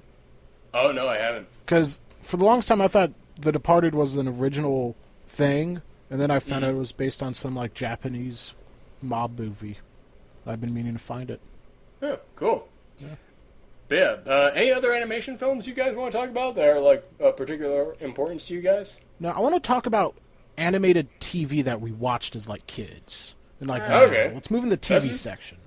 All right, let me just throw out one more film that more animated film that I absolutely love before we go, because this is my kind of really one in which I know everyone's going to question it. I love the hell out of Kung Fu Panda 2. Well, I really like the first one, but Kung Fu Panda 2 to me is one of those sequels that was better than the original, because Kung Fu Panda 1 was a total surprise to me, because at the moment I did not like DreamWorks, and I did not like Jack Black. So I was like, but it must have been like multiplying negatives, because somehow I really enjoyed it. I thought it was fun. I thought it had a heart to it. The second one, to me, I think is exactly what a sequel should do. Yeah. Because I was so afraid going into the second one that they were going to go, okay, when he beat the bad guy at the last one, it was just a fluke. So he's still bad at Kung Fu, and he has to learn it all over again. But no, they went, no, he's a badass now. And we're going to show you him being a badass. And also, like, I was afraid that was going to be, well, okay, but now he once again still has to win over the Furious Five and make them respect him. No, they already respect him, and they're friends. Even Tiger likes him. Tigress, sorry. And... get your genders right. Yeah. And I was afraid that once again, Poe was just going to be the flat-out star of it, and it was just going to be Poe, and then in the background there's the Furious Five as a cameo. But the Furious Five are badasses in that. They actually, I mean... that movie, to me, did everything that I could want a sequel to do to improve upon the original. Yeah, there's going to be, like, a lot more sequels. 6. Like... They want this to be, like, an actual, like, Kung Fu legend. Yeah. And they want there to be 6 parts of it. And when I watched that, and I was watching it, and I was loving it, and I was like, okay, you could definitely do a sequel, obviously, because there needs to be a big wrap-up.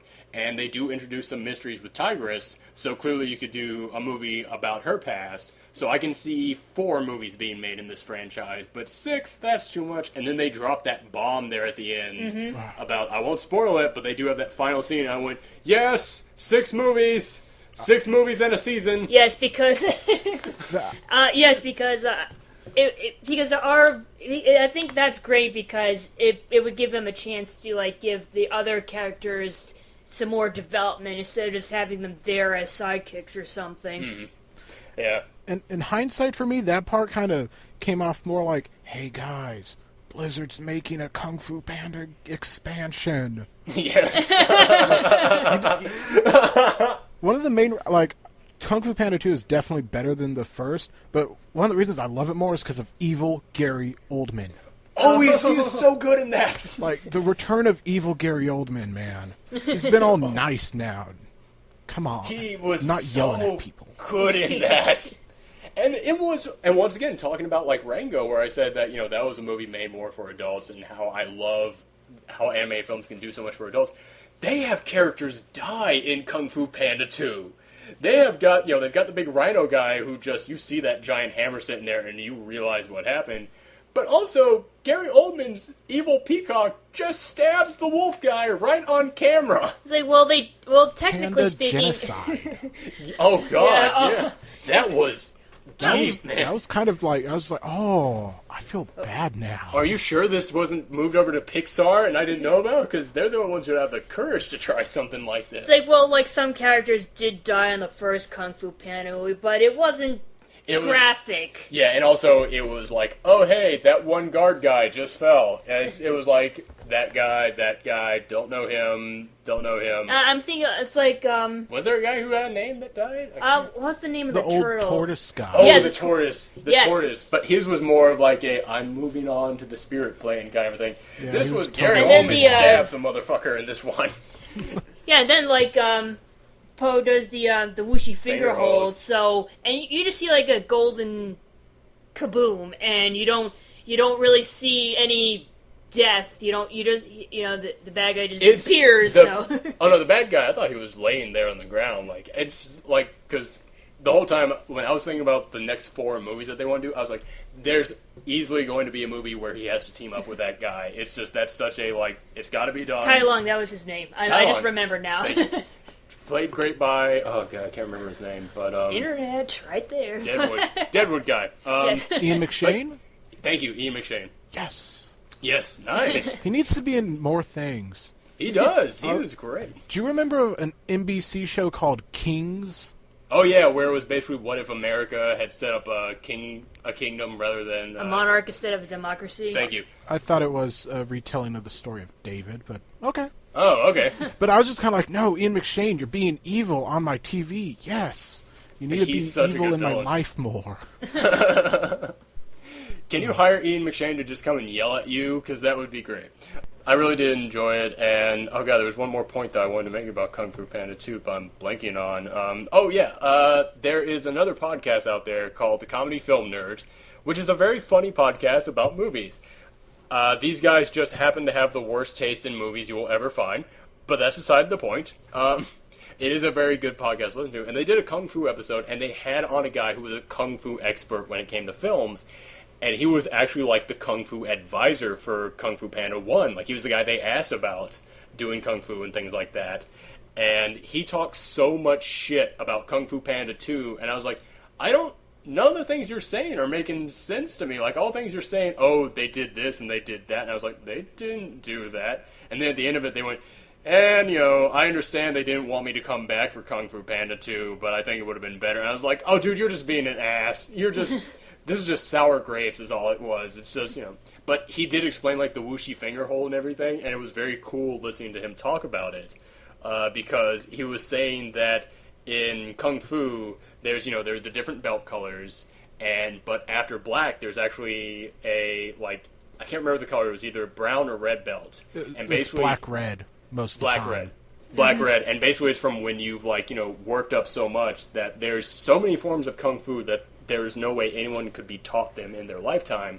But once you get to a certain point, you just know them all. Like, you become it. So when he goes, I figured it out for myself, that was him kind of explaining that. And that was and that really sold that moment to me. And I think it's a very cool thing.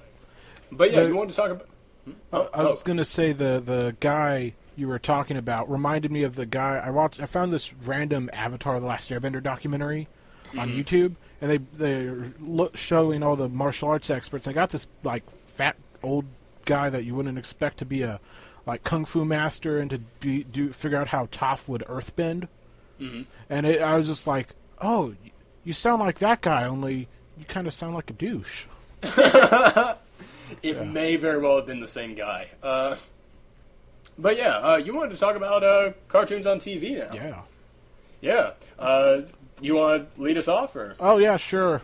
Like, growing up, I'm 90s child, so terrible licensed anime was my go-to thing. But, like, the first 2 series of Digimon, man, I have such a nostalgia thing for like those first 2 series because they're connected and everything, and then original Pokemon because, goddamn, I love Pokemon.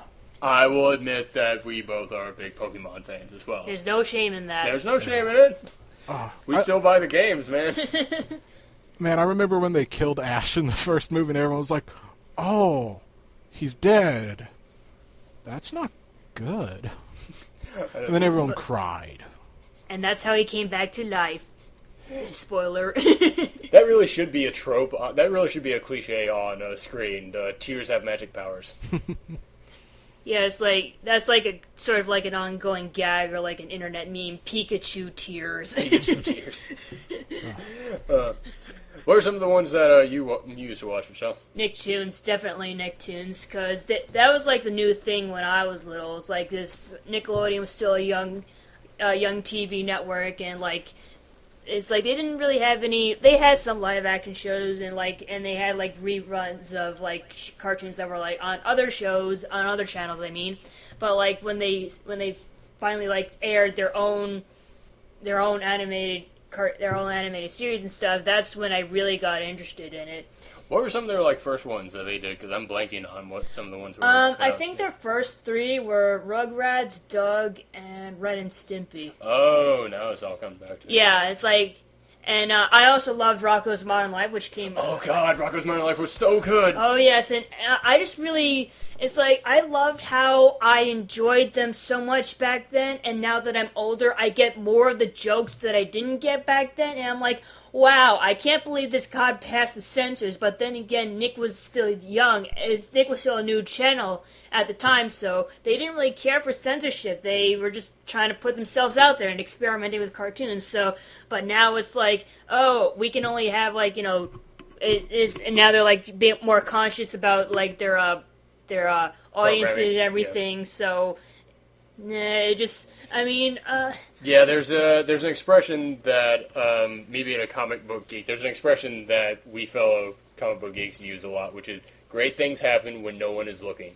Yep. Because when no one is reading a book, but it's still getting just enough readers to survive, the big head guys don't come in and go, let's put a tie into this, let's do a crossover in this. They just go, it's selling and we don't know what to do with it, just keep doing it, whatever. And like because of that, people can actually build up stories. When a book is doing very well, the head guys come in and go, now here's what we're going to do. But you're not writers. You don't know how to develop stories. No, but we're going to make this book sell.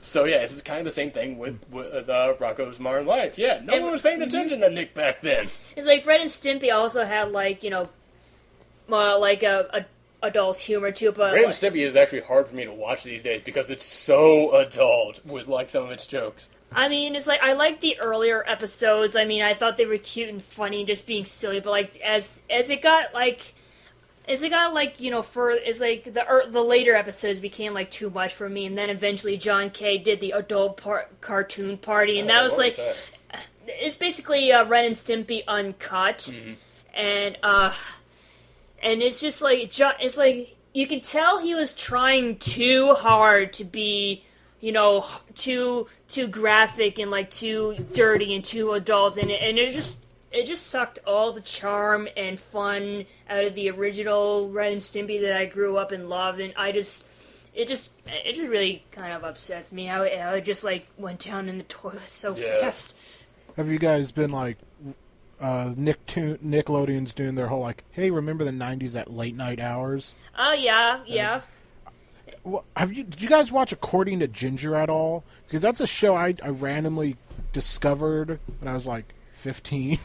Yeah, like it was already off, and I was like, oh, this is kind of a somewhat decent quasi drama. It's not all stylized humor, and it's not trying to do something else. It's just like, oh no, it's a teen drama sort of. Yeah, it was like I sort of had like a love-hate thing going on with As Told by Ginger, because when it came on, I was like going through similar things, but at the same time, I was like, I can watch this stuff on a live-action show. Why would I want to watch this stuff in a cartoon? You understand what I'm saying? It's like the reason why I love cartoons so much is because you can get away with things and do things in cartoons you can't do in live action. And that's also another reason why I hate Total Drama Island. No offense.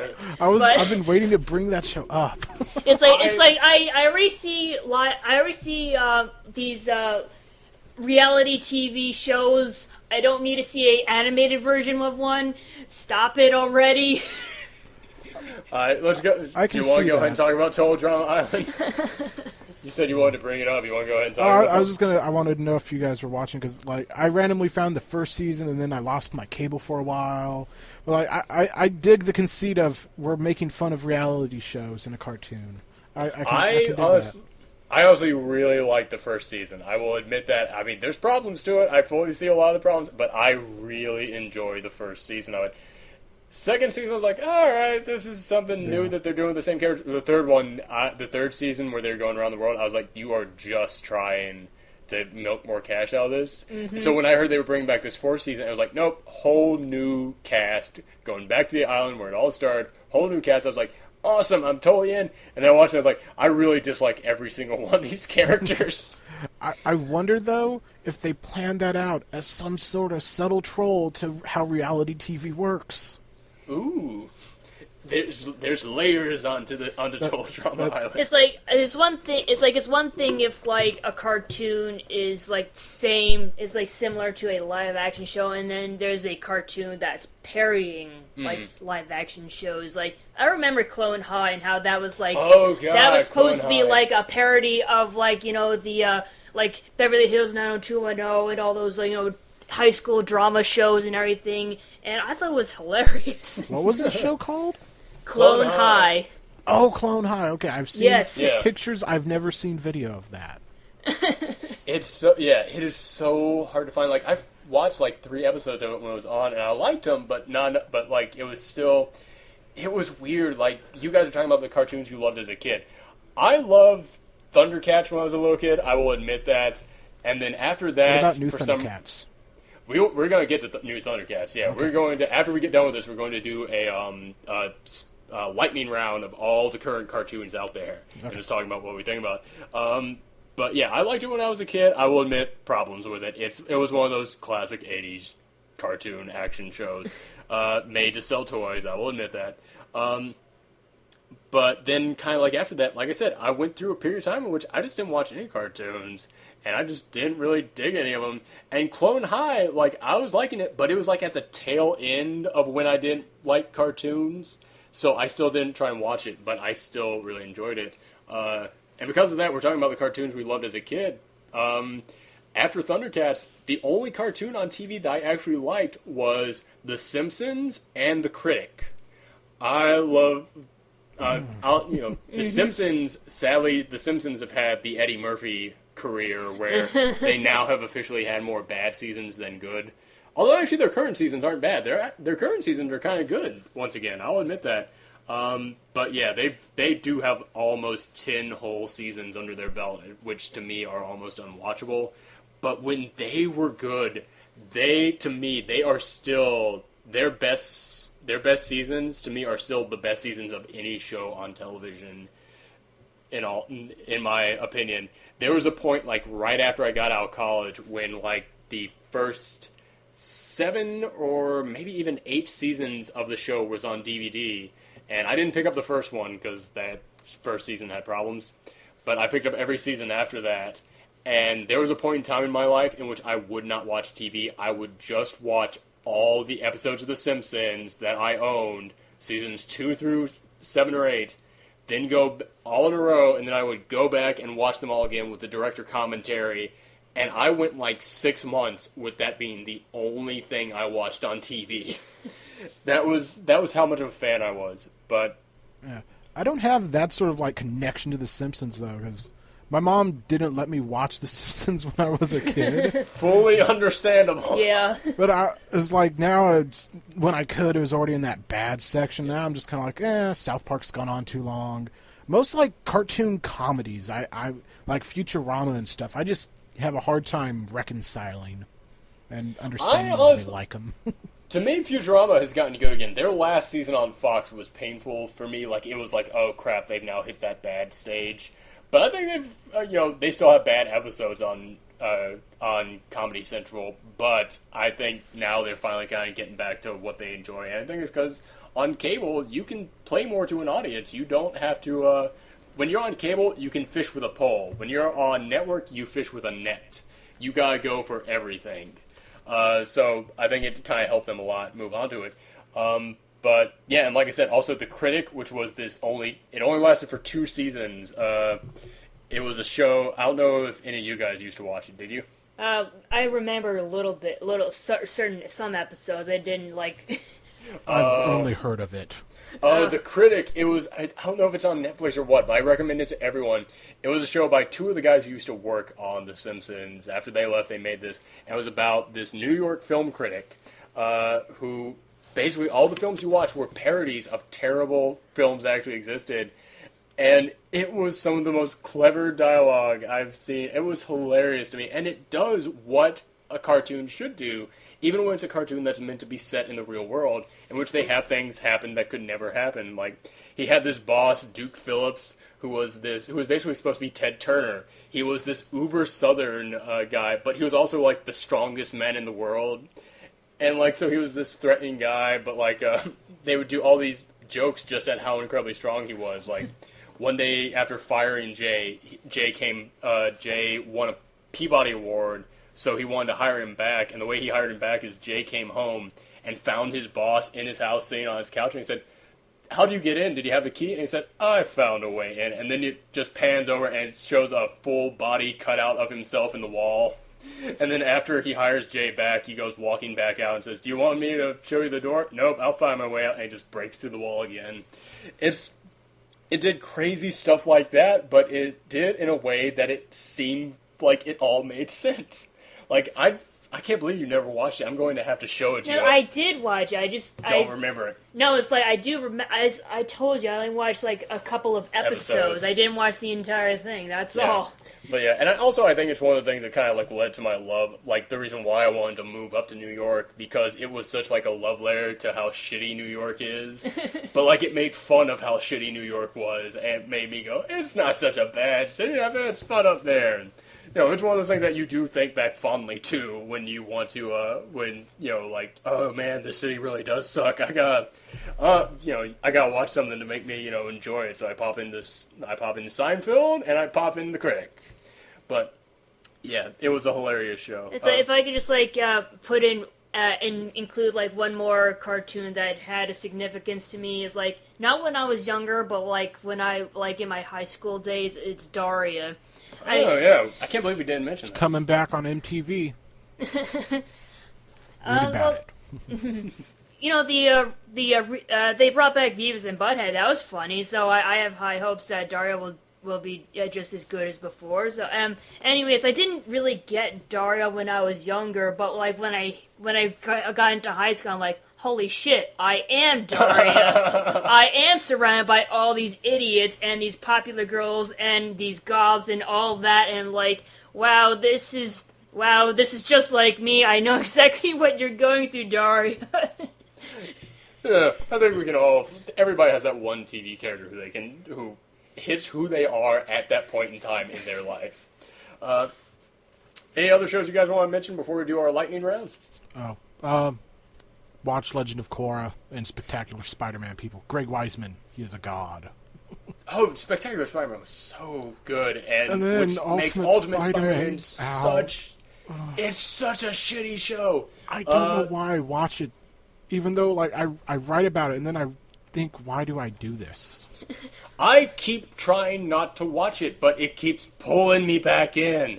It's like they had Taskmaster on in an episode, and I went, I fucking hate this show, but Taskmaster is my favorite villain, and he never gets any screen time in any show. I'll watch it.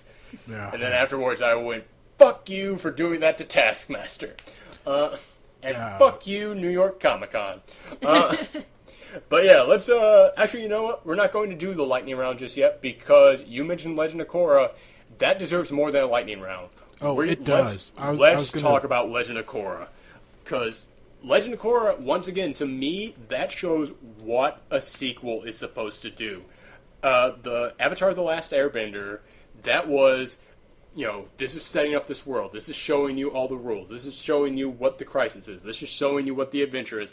Legend of Korra goes, you guys know that you guys know that we're just going in full steam. Yeah, and that also sort of worked against it. I sort of felt like they left off certain, it's like... It needed more episodes. It needed like 2 more episodes just for a It's got a second season coming. Yeah, but Bullen basically became a punchline machine at the end. Yes. True. Yeah, they did. I love PJ Brown now. Yes, and I felt that Korra and Mako's relationship was like, we're just gonna pair these two up because that's what the people want and all that. And it's like, it was basically just looking at Tumblr and seeing who everyone was shipping. Yes, pretty much. What did you guys think of the character of Asami? Because I had this whole time, I was like, no, she's going to turn on them. And then Mako started acting like a douche, and I was like, no, she should turn on him. He's mean. He's forgotten her. I love Asami so much because it would have been so easy for them. So easy for them to just go, oh, well, she's the rich girl who's popular. And so because of that, she's going to kind of become Korra's rival and become a villain. But instead they went, no, just because she's Korra's rival with Mako doesn't mean she's also not a good person. She is a good person. And they totally, they did not do what so many other people would have done. I just feel bad for Asami for being shafted as far as, Mako dumping her. I'm actually really hoping that she and Bolin hook up in the second season. Yes. But, that needs to happen. Ship that Tumblr. Yes. It's like, Asami, I like her because despite the fact that she was rich and, privileged and everything, and she was not a bender, she was still capable of standing her own. And her mother died to a firebender. She had every reason to betray them, did not because she knew it wasn't right. But I do agree with you that it did kind of stink to me that it was such a short season because they needed to give the characters a little bit more depth. You saw a little depth in everybody. You saw a lot of depth to Korra, I thought. Yeah. And also to Tenzin, who to me is my favorite character on that show. Tenzin, yeah. J.K. Simmons just sounding sad all the time. I'm amazed that that's J.K. Simmons because he's actually doing a character. I mean, it would be so easy for him to get on there and just be J.K. Simmons, but no, he's being an actual voice actor. He is doing his job as a voice actor and creating this character from the ground up, not just coming up there and being I'm J.K. Simmons. I'm Cave Johnson. Did you guys? Are you really all glad that Amon turned out to be not an evil firebender? Because throughout that whole first season, everyone was like, "No, firebenders killed my family. They're evil." And then the firebenders ended up saving Republic City. Yeah, they needed a different voice. Iroh man. Iroh. I know. I mean, as much as I love Dante Bosco, he's too young for that part. Yeah, that's the thing. He's too young. That's the thing is, if that had just been a cameo, like a one-line thing, it would have been like, all right, I will give you that cameo. My geekdom enjoys it. But because it became an actual character, I was like, yeah, that's too young. It's, if he were Grandpa Zuko, I would. That would be a lot better, even though he sounds like he's 12. Yeah.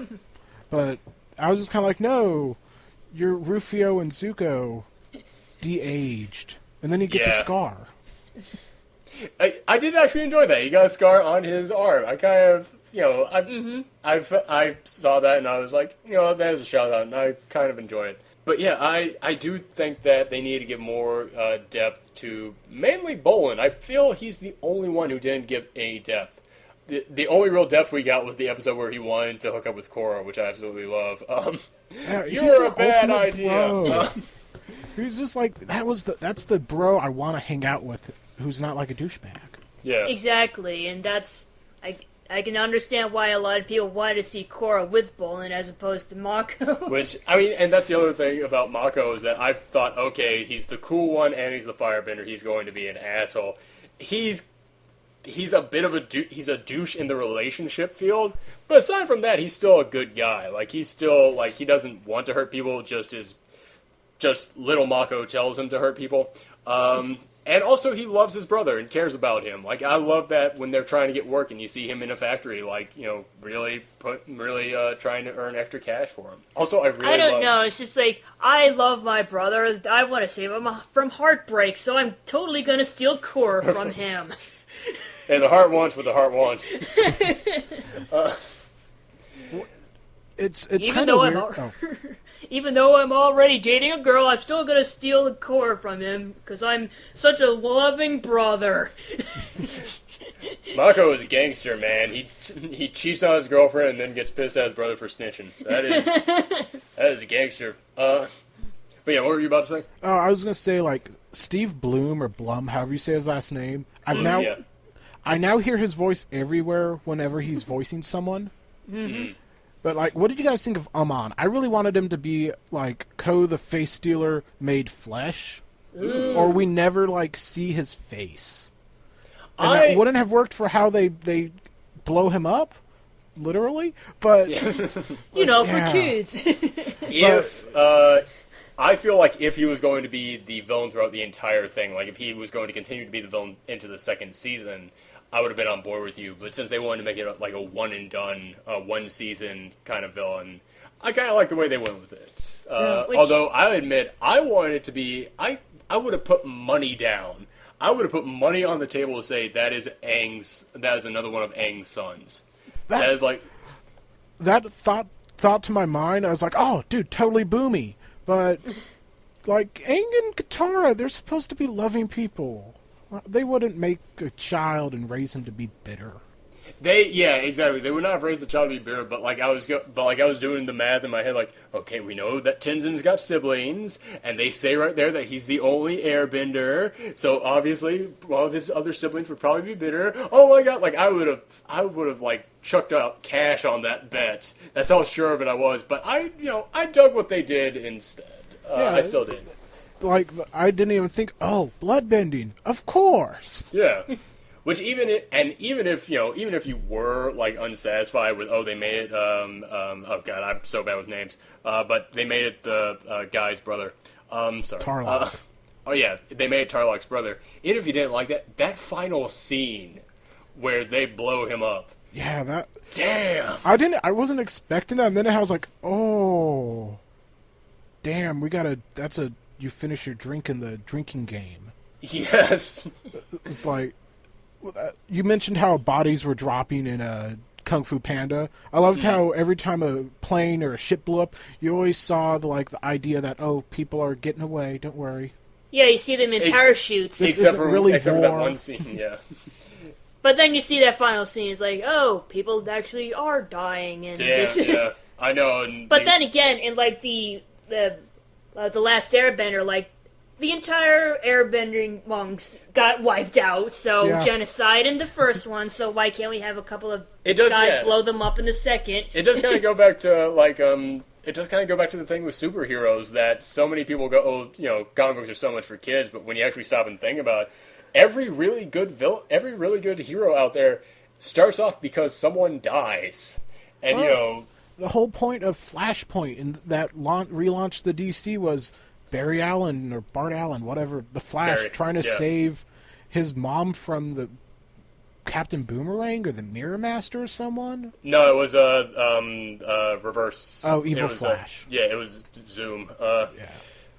Jeff Johns. Okay. Well, it's not just comics, too. If you notice in Disney movies, like Bambi's mom and Mufasa, and it's like... Single-parent households. Yeah, that was the point I was trying to make, is that a lot of really great characters come from death in their origin stories, and Aang, his entire family, everyone His dies. entire race is dead! Yeah, exactly. And going back to Legend of Korra, I really love that Korra is pretty much in a way, she acts just like Aang, but in the same way, she is the exact opposite of Aang. I like that they flipped that around, that Aang's whole thing was he had the spirituality knocked down, but he had to get the muscle right. Korra had the muscle, she needed the spiritual side of her awakened.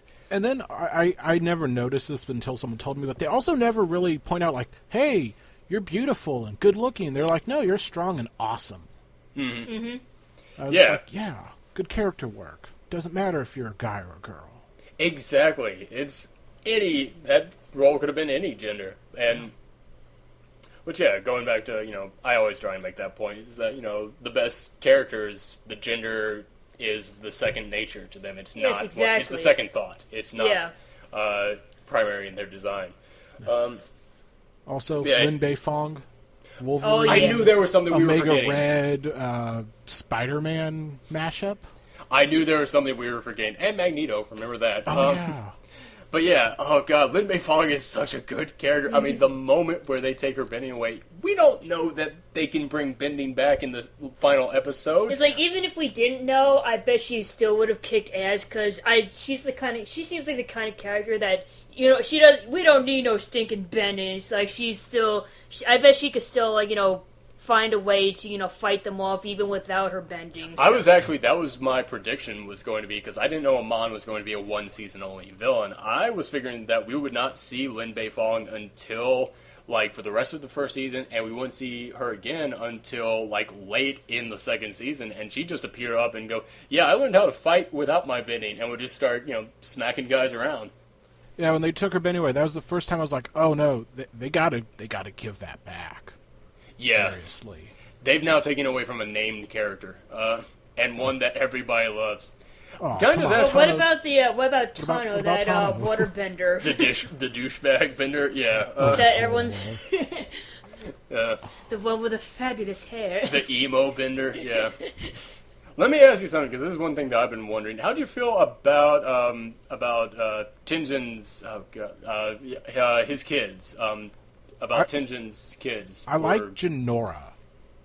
That's the oldest one, right? Yeah, because I'm getting a Hermione vibe from her. Yeah. Yeah. I'm getting a real Hermione vibe. And then Milo was funny, but then he started farting. Yeah, exactly. It's until I got to him being a fart joke, I was like, okay, I can take that as a cute kid. That's cute of you to say, kid. That's funny. Then he became a fart bender. I was like, why'd you throw that in? You know your audience. And I was just like, why is this here? Come on. We're all in our 20s and watching cartoons in the Saturday morning. I guess they felt like it was the joke was inevitable, because, air bending, breaking wind and all that stupid stuff. Firebenders can lightning bend.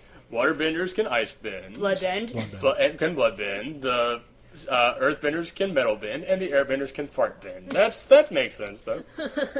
How far in the future do you want them to skip for book 2? We talking 6 months or 5 years? Cause I didn't even think about that. I don't know. I want a solid couple years, because stuff's got to be cool for a while, and then it's got to be thrown out of balance. I can see that. I can see what you're saying. Yeah. Plus, we gotta let the new baby, Tenzin's new son, develop into a character. Or although Iroh is now going to sound really weird in the second season if that's the case. Although, I hadn't even thought about that, but a couple of years skip. Which, by the way, that's one thing that I got to point out. I love that they fully realize, hey, when we made this originally for kids. It's been 4 or 5 years. It's been 7 years since it originally aired.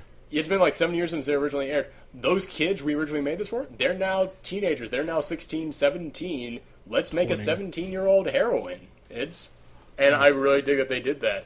So to go ahead another couple of years would make sense. I'm also curious as to who the new bad guy or what the new threat will be. Exactly, because I could not picture something else aside from Amon, I want a trip to the spirit world. That was the one thing in which that was the one thing on my second season bucket list, in which I really wanted to see Korra go in there. Oh God, when Aang shows up, I was like, oh come on, please let that be Aang. And then it was yes. I threw my hands up, I was marking out. I was like, yes! Yes, exactly. But yeah, also another question is, first off, I gotta write a thank you letter to M. Night Shyamalan because they flat out said, no, we are not doing any more sequels to The Last Airbender. We are not doing that. This was the only thing. And then M. Night Shyamalan made one of the shittiest adaptations of anything ever. And then they went, we can't go out like that. We gotta make another thing. We can't let that be the end. I tried to watch that movie with riff tracks. Oh, shit. You couldn't even do it with riff tracks? No, come on. hope for hope and you had the scripts. Why couldn't you copy and paste? I know.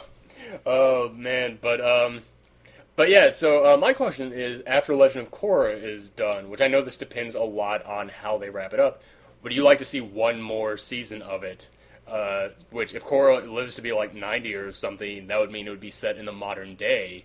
Would you like to see third and final set in today with an Earthbender as to like kind of complete the circle? I'd actually like, as in complete the circle, as in have a airbender, a waterbender, an earthbender, and a firebender, because in that case, that'd be like, I would really like to see that, like, like an Avatar in each of the original elements and all that. Yeah. I want them to go back. Just go back in time. The math on years in that show is already pretty vague. Just go back and, like, not quite Kyoshi, but go back beyond that, and just screw around there. Or make an adaptation of The Promise and Now The Search. Oh, yeah. Because I want to just read more about Aang and Katara and hold them, too. It's like, this world is interesting. It is a very interesting world. I agree with you on that. I would dig to see, like, little, like, novelizations. Like last week when I was talking about Prometheus, and I was saying, and someone asked, where do you like it to go from here? I'd say, I don't really want to see any more with, like, these characters or anything, but I like the idea of space being a dark and scary place. I would love to see, kind of like with Star Wars, people just making, like, novelizations or comics or, like, even little fan fiction things set in this world, but not having to do anything with these characters, just kind of obeying these rules. I would love to see, like, little novelizations being made of, the Avatar world that has nothing to really do with Aang or any of the other characters we've known, but just exploring this world. I'm a huge Star Wars nerd. I have way too many of those books. I would buy those. Yes, like, there's a market. That's part of the reason why I've been watching Tron Uprising, is because I find, like, the Tron universe so vague yet cool. Mm-hmm. Like, they like the two side characters, they're at a club. I was like, you know what? Make some sort of noir Tron movie or Tron story. That'd be good. That kind of reminds me of, like, the noir story in The Animatrix when they did that. There was a detective story set in there, which was really pretty cool. I remember watching that movie for the first time and not having any idea that it was supposed to be an anthology and different people. I was just like, this isn't The Matrix. It's a bunch of, like, cartoons that are violent. Well, you mentioned Tron Legacy. That brings us to, that's as good of a point as any as I can find to go into our lightning round now.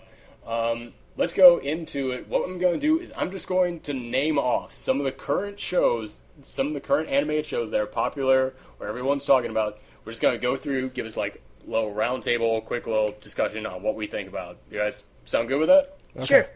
All right. We already did Legend of Korra. I'm going to start with Adventure Time. Michelle? It's still going strong as long as it doesn't do love-themed episodes, because that's where no adventuring goes on, and, Finn and Jake are supposed to be adventurers, not matchmakers, so not that I have anything wrong with romance, I just don't want it to be the main theme of the episode. You didn't like the episode with Flame Princess, then? No, it's like, Jake actually did go on an adventure, so that doesn't really count. I mean, like with Tree Trunks and the pig, or when Finn and Jake got caught in that spider web, and, like, the spiders were arguing and had relationship troubles. Well, one of the spiders was Bobcat Goldthwait, so I give it some props on that. Okay. You watch it, Mike? That's one of those shows that at first I thought it was like SpongeBob SquarePants. That I watch it whenever I sit on, but I haven't really gone through and marathoned it, but I can see why it's popular. Yeah, exactly. It is one of those. The weird thing is, let's just tell a quick little story. We were at the panel at last year's New York Comic Con. Fuck New York Comic Con. And we went to the Adventure Time regular show panel, and someone got up there and asked, "How much weed do you guys smoke on a regular basis?" And both the guys said, "None. Are you crazy? We have shows to put out, man. We gotta work." Which to me speaks volumes to them for their creativity, that they're able to do this without drugs, because, goddamn, you watch Adventure Time, someone on there is high. Someone on there has done mushrooms. That was part of the reason why I was like, this just looks kind of stupid. Was because I'm like, it looks like it came out of a drug addict's brain. But yeah, it's super creative. It is one of those, like, you're either going to get or you're not going to get. And if you get, it's going to be your favorite show on television. And this, like, last season did so many episodes where I'd go like, yeah, this is fun. I'm enjoying this. And then, like, the last 10 seconds, they drop a bomb that would just make me go, oh my gosh, that was perfect. So, yeah, I thoroughly enjoyed it. Speaking of Adventure Time regular show, next show, regular show. Mike, you seen this one? No, I love the same cartoons thing and I with don't Adventure watch Time. it. I've heard of it, but no. Regular show is one of those cartoons, it's not really made for kids. It's made for people who are 20 and up, remember the 80s, have worked shitty jobs for no pay, and just want to kind of lounge around and play video games. That's its target audience, and for that audience, it's a pretty good show and pretty imaginative. And, Cool. I mean, I laugh at it a lot. Michelle? Yeah, I like it too. I mean, yeah, it's definitely for, like, older kids in that, like, not a lot of wacky, silly, goofy things go on, but crazy shit does go down. But, yes, but, like, a lot of the stuff, like, yeah, kids won't get because they're not old enough, like, you know, paying rent or and stuff like that, so. But I still like it. Or when they say their boss is going to get pissed, which, like I said, amazing things happen when no one's watching, and in their first season, they cursed constantly on that show, and now that it's popular, they don't curse.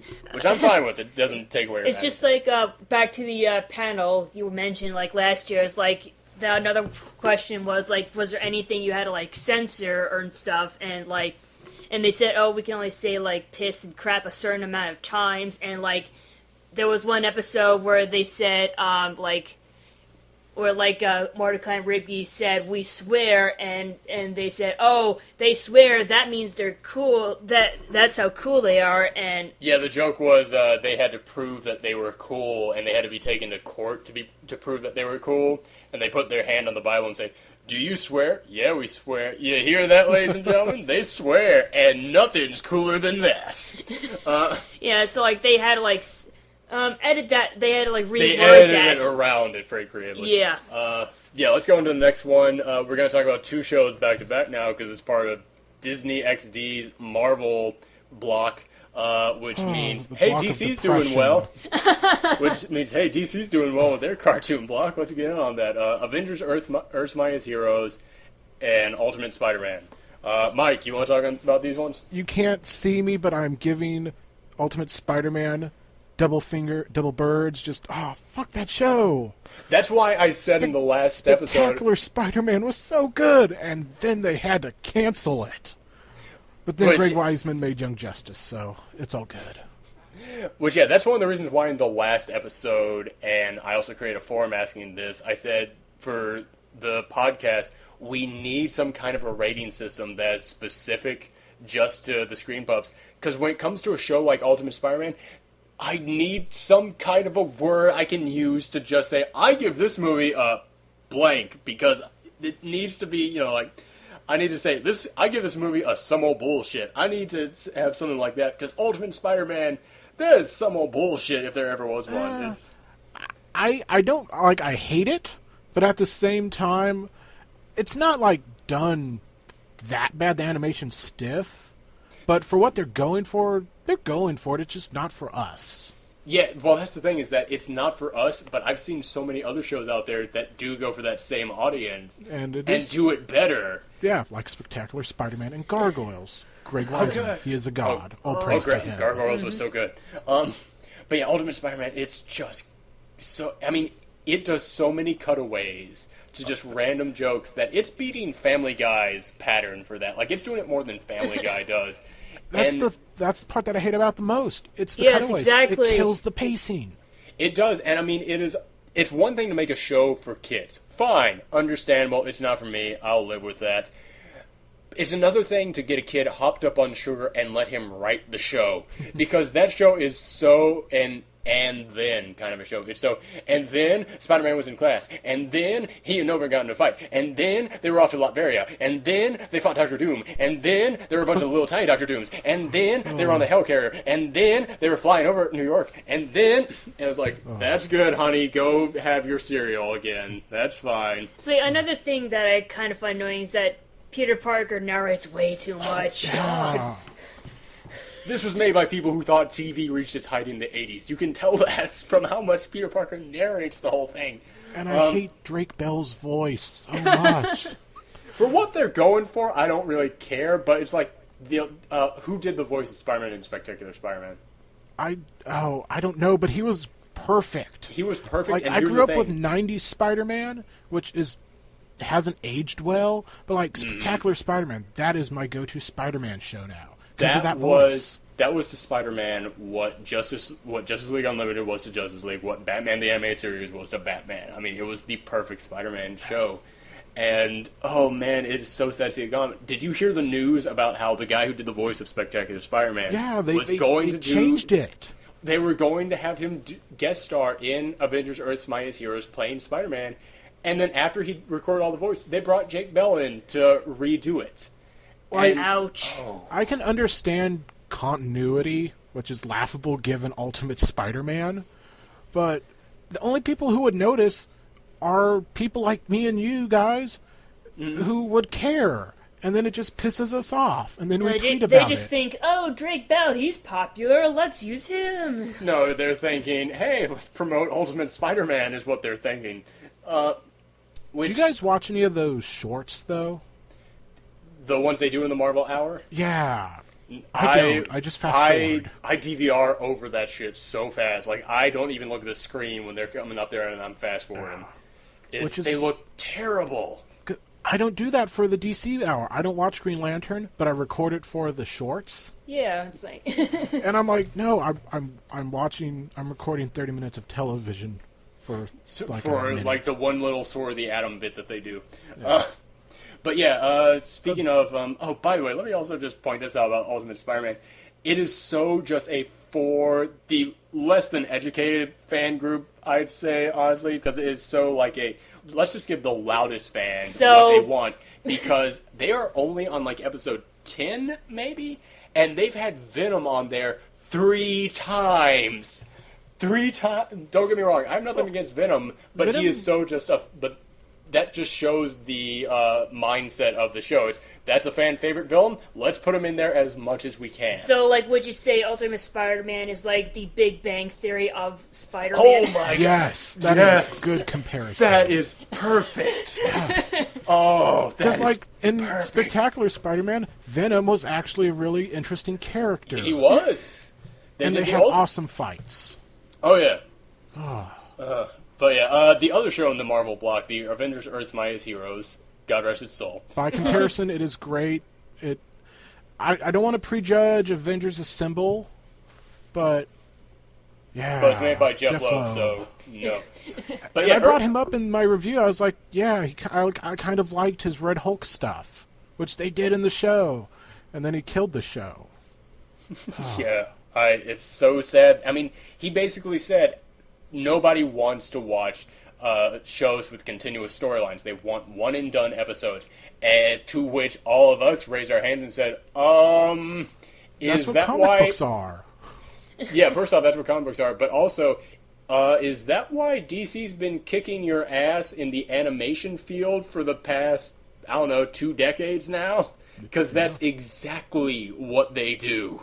Well, they do the continuous storylines. Well, Batman the Animated Series wasn't quite that, but it still handled itself with a serious manner and didn't think its audience was dumb. Like, oh, Harry's my best friend. Harry's my best friend. Harry's my best friend. Oh. I think he's trying to tell me something about this Harry guy. Yeah, it is. But yeah, Avengers Earth Mightiest Heroes, everybody's been comparing it to Young Justice since they came out at the same time. And I would compare it like this. Young Justice to me is a meal. Each episode I feel full just by itself. Avengers Earth's Mightiest Heroes, I still feel hungry after each one. Each individual episode doesn't have a big effect on me. But when I marathon the entire season back to back to back, it has a huge impact on me. Like, and you know why? Because they have continuous storylines that build up to big climaxes. They talk about Marvel DNA in the Ultimate Spider-Man show.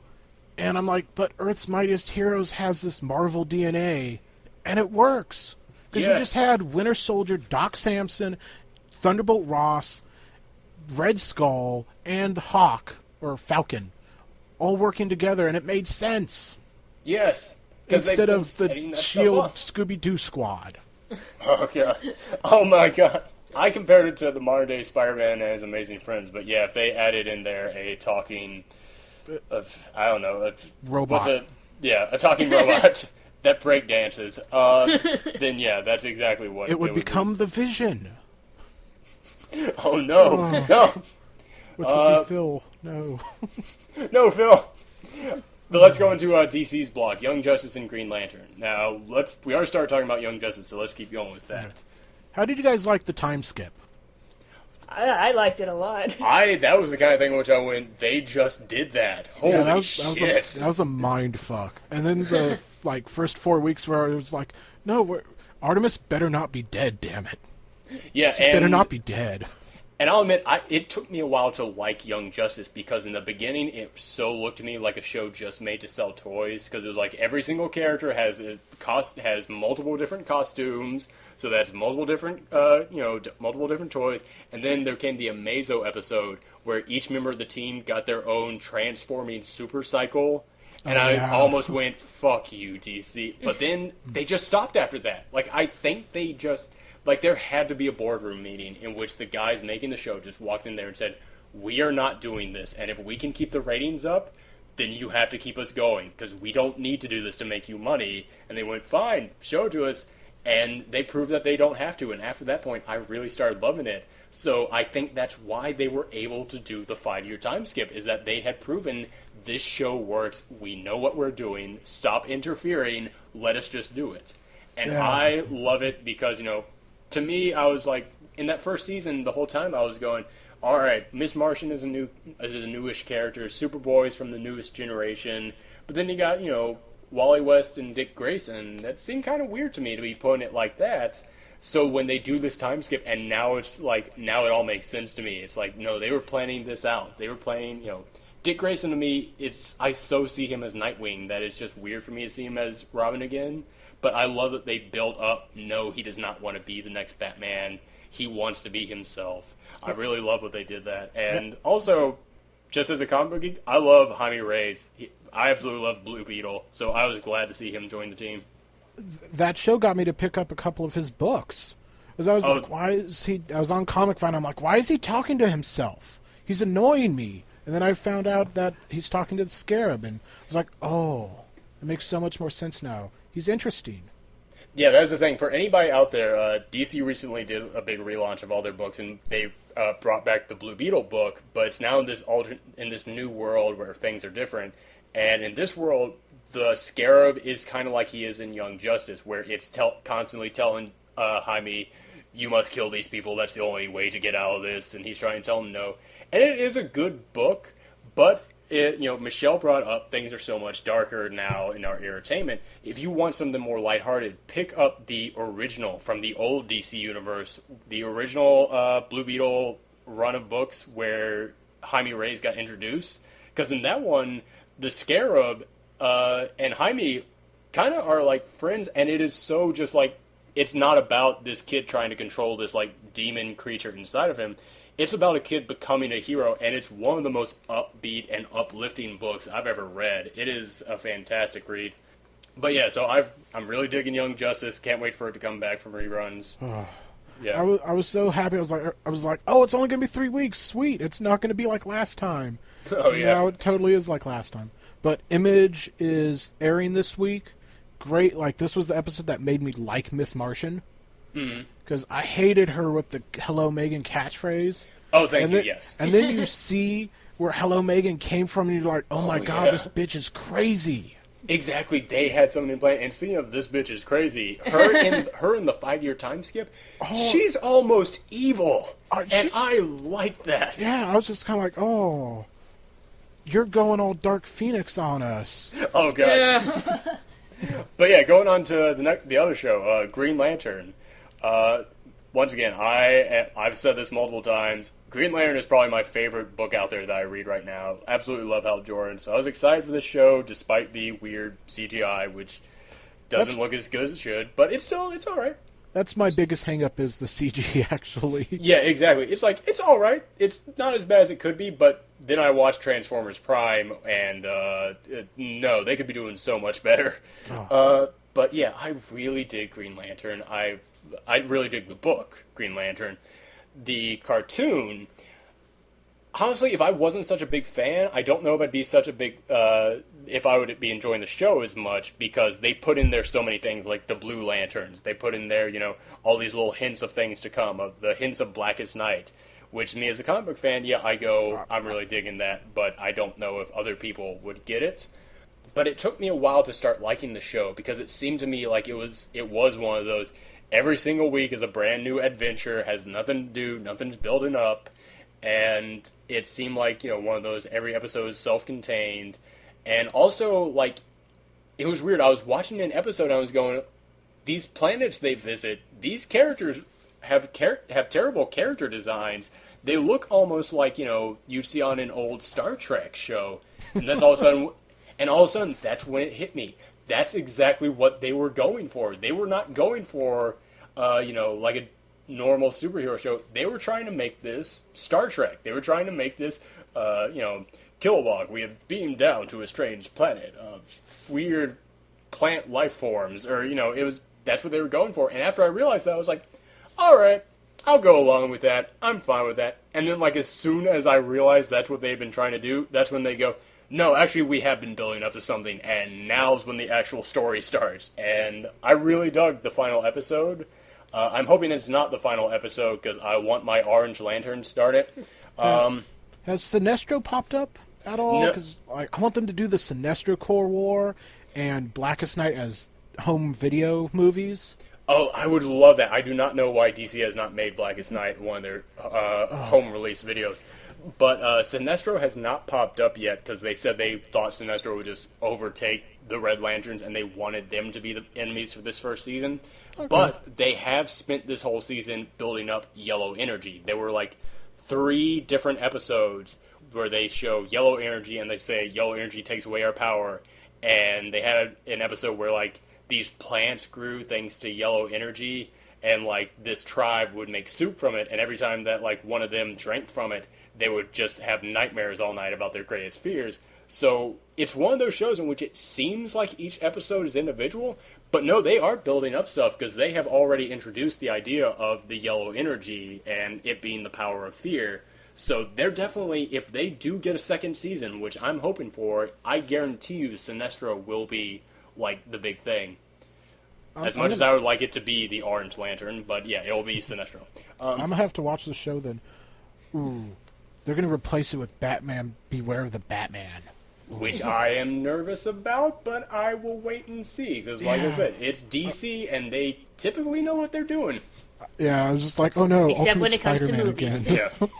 Except for when it comes to movies, yeah. Well, live-action big movies. Their animated stuff has been good, largely. Yeah. It's actually started getting really good, yeah, I'll admit that. But yeah, they're live-action ones. Let's go into... oh, by the way, what do you think of Young Justice and Green Lantern?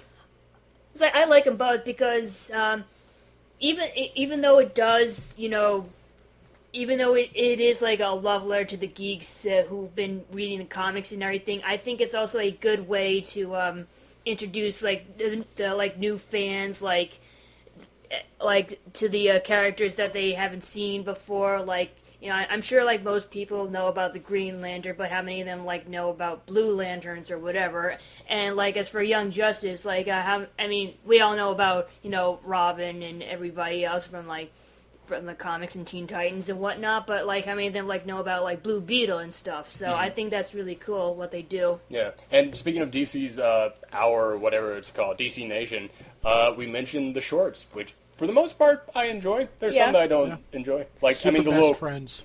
Forever. Oh, you like that one?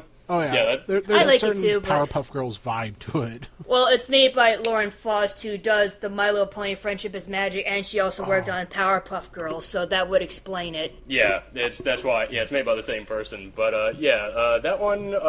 I also like the a Plastic Man one, who's voiced by Tom Kenny. I was about to say Plastic Man is definitely my favorite of those. Which that was the thing, is that they wanted to make a Plastic Man show by those same animators starring Tom Kenny, and so it's great that they're seeing that they're able to get out there somehow. Yeah, I'm hoping by doing the shorts, it'll give them the boost they need to make an actual series. Yeah, I absolutely love the one where he just has to get the stamp in the mail. That one, the stamp on the layer and get into the mail. But yeah, I absolutely love that one. And I'm digging what they're doing with the Atom right now, in which they're going, hey, we set up this world in Young Justice, in which we just see the heroes in the background. What about we just do a show featuring their adventures, featuring the adventures of these heroes that we see in the background? I really like that. Oh, and speaking of like the adult heroes in Young Justice, I love that they're not doing in this show what they do in so many like anime, where eventually the children become more powerful than the adults.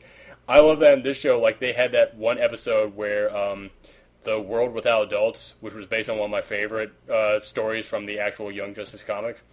I love seeing when in the adult world, Batman and Zaytara by themselves are taking on 4 Agents of Chaos, and over in the children world, it's taking the entire Young Justice team to take on just one of them. I like that they're actually showing, no, these are still kids, and they have a long way to go. Let's keep on moving. Transformers Prime. I am not a fan of the Transformers franchise. I never watched it when I was a kid. I didn't like the other animated series they made when I was in high school, and I really don't like the movies. Transformers. So take my word when I say Transformers Prime is good, surprisingly good. Anybody else watch Transformers Prime? It's like I didn't really grow up on Transformers, but like I would watch the original cartoon and like Transformers the animated series and like Beast Wars whenever it was on TV and like nothing else was on, and I thought they were pretty cool. So yeah, I'm basically the same way with Transformers Prime. I mean, it's not. I mean, like I'm not a big Transformers fan either, but I still enjoy it. So yeah, Transformers Prime is good. I'm not a Transformers fan, like y'all. Speaking of Beast Wars, there was a show on Fox Kids called Action Man that has aged terribly, and it was all CGI. And I watched it just because it was all computer animation. God, I rewatched some of that show on YouTube because I thought it was going to be good. It's not good. The writing and animation is so bad. Oh, man. Did you guys watch G.I. Joe Renegades at all? Oh, yes. Yes. Oh, yeah. That was very good. They need to bring that show for a second season. They're like, really no, we're gonna wait for the second movie, see how that goes. No, they had something there. Going, man. It really was. I love that it was like that Cobra in that is not this big. We're evil for evil's sake, and we're like, how are you making money? You're just aren't actually doing it. In which they actually show, no, Cobra is actually a big pharmaceutical company. Which, by the way, that's a political message if I haven't heard one. And I love that they're actually doing that in a kids show. In which they actually show Cobra is this big pharmaceutical corporation that has its fingers in, like, they have like Cobra Mart and they have all these other businesses, and it's not a big army versus another army. No, it's the Joes is actual. They actually feel like real characters in there, and I mean like when you see Duke's origin, that he was going to go all state until he busted up his leg, and then he joined the Marines, and you see each of these characters feel very real, and they do so many things that only adults would get in that show. I really dug it. Like there was an episode where oh god, what was his name? Roadblock, who when I was a kid that was always my favorite member of the G.I. Joe, so I was glad to see him come back. In which he had to sneak into a Cobra banquet at Christmas, and so he was dressed up as Santa and said, "Yeah, I'm the entertainment," and he goes, "You don't look like any Santa I've ever seen." I was like, did they just put a comment about Cobra being racist into a kids show? Like, no one else is going to, like, kids aren't going to get that. But I was like, yeah, that's how, like, a corporation would kind of act in this situation. So I'm kind of like, yeah, they're trying to make this an adult show. Can we talk about the pink pony in the corner now? We have one more to go before we get to that. Yeah, one more on the We're list. getting there. You'll Yeah. get your pony. Don't worry. I want that to be the last of the hub shows that we talk about. Because I also want to talk about, this is like half an animated show because it's mostly live action, but they throw in animated bits. But if you enjoy a lot of the animated shows we've been talking about, this I think is a great humorous show to watch. Aquabats Super Show. I don't know if you watch it, but I know that we both have seen it. I thought it was like the French version of the Wiggles. Like the promos for that, I was like, I thought this was like some preschool kids the Wiggles show. No, it was, which is weird. It kind of might feel like that because the guy who created the show and the lead singer of the Aquabats also created Yo Gabba Gabba. But no, the Aquabats, allow the oldest guy in the room to school you young folks on this. The Aquabats, when I was in junior high, the ska just got introduced to America, and it was becoming this big thing. And the Aquabats were this big ska band, and they were insanely popular because of how crazy they were. They were like guys who just wrote songs about being superheroes and beating folks up for not being cool, and it was just totally crazy. Like, look up some of their old music videos, and you'll see what I'm talking about. And they still put out songs. Like, they just released a recent album called Shark Fighter, which is all just about a guy who beats up sharks because his girlfriend got eaten by one. Like, that's the level of craziness they're at. And, like, I always loved them, so when I saw that the Hub was giving them a show, I kind of went, oh, you guys have sold out. You guys are now just doing kid entertainment. This is sad. I watched the show and laughed my ass off. It is a show for, like, it's not a show for everyone, but we just spent, like, the last half hour talking about Saturday morning cartoons.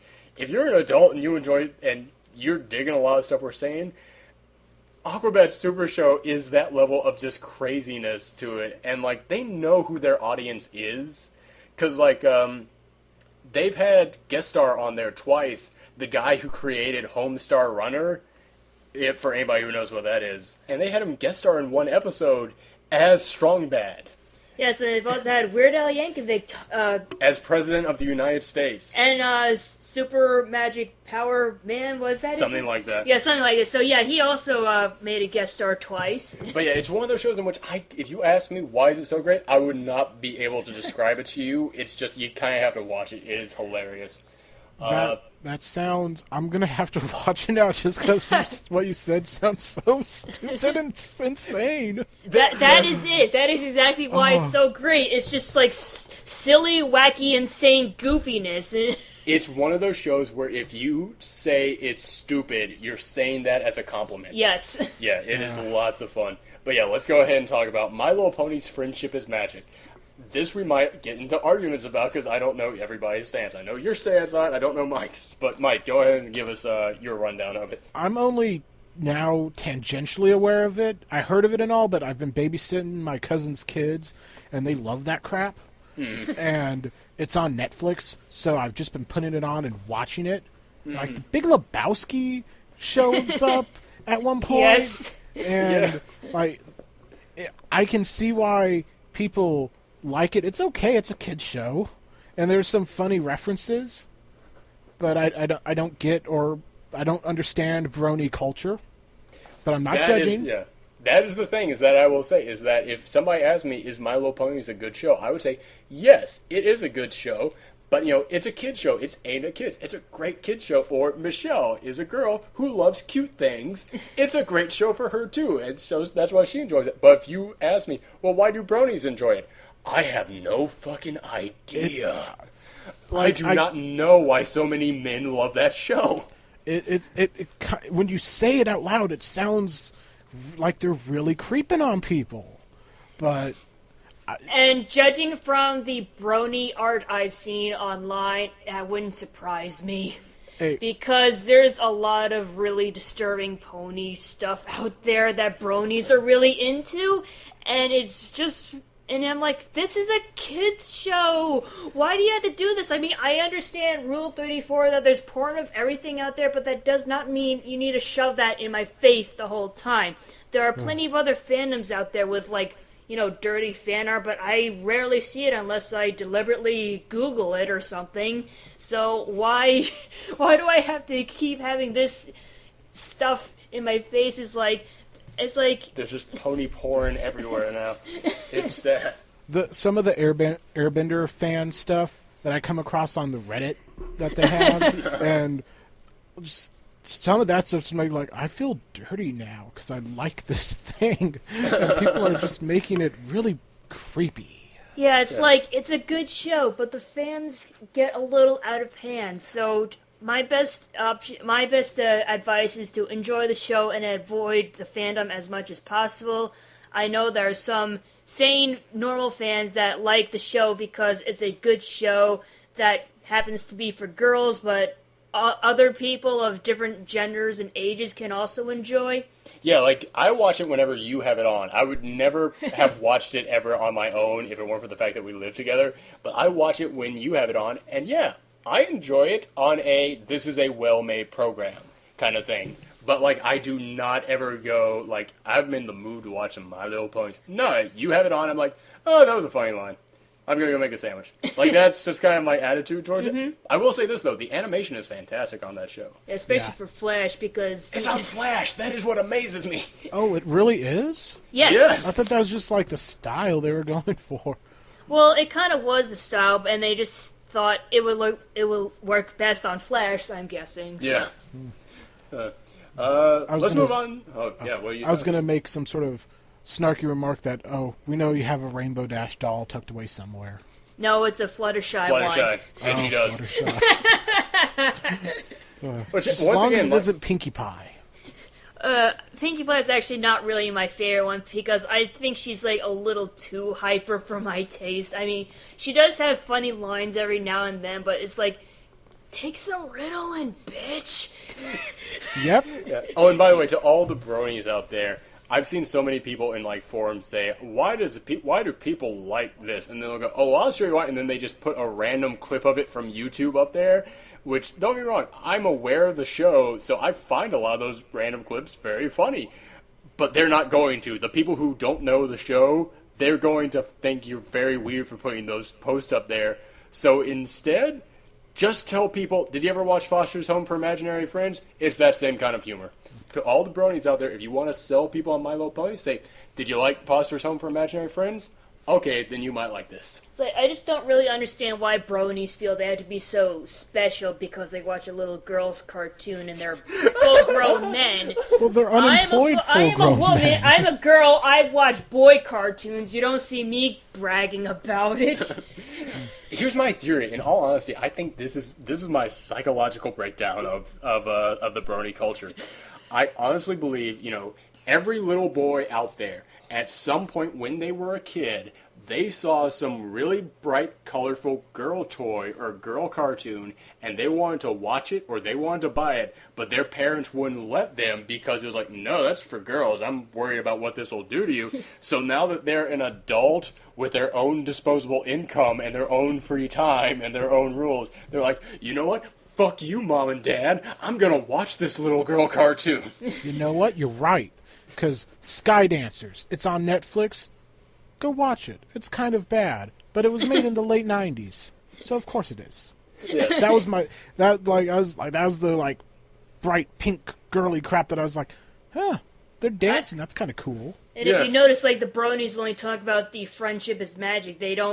You don't see them obsessing over, the original My Little Pony cartoon, which I also watched, but I didn't really care for it because I thought it was too girly, and the reason why I like the new pony cartoon is because it's not so girly. It understands that girls are not just about frilly stuff. You have Rainbow Dash, who's, all about being athletic. You have Twilight Sparkle, who's who's into books and everything. They're not all into fashion and frilly things. So that's the reason why I like it more than the original cartoons. So. Plus, the original ones look very weird. Yeah. Yeah, the duck lips. Oh my god. Another speaking of the YouTube clips for My Little Pony, have you guys seen the second Dark Knight Rises trailer cut to My Little Pony? No. it works surprisingly well. But I watched, it's like, oh, there's something so wrong that it is so right. Oh my gosh. Let's move on to, we got 4 more that I got written down here. Oh, no, 5. We got the new Thundercats, which we mentioned a little bit before. I mentioned the previous ones. The new Thundercats is, I gotta say, I think it's pretty good. I gave up on that show right after the 5 episodes into the second season. Oh, really? Because I was gonna say, I thought the second character season was even better. Lino, well, the character of Lino just never changed.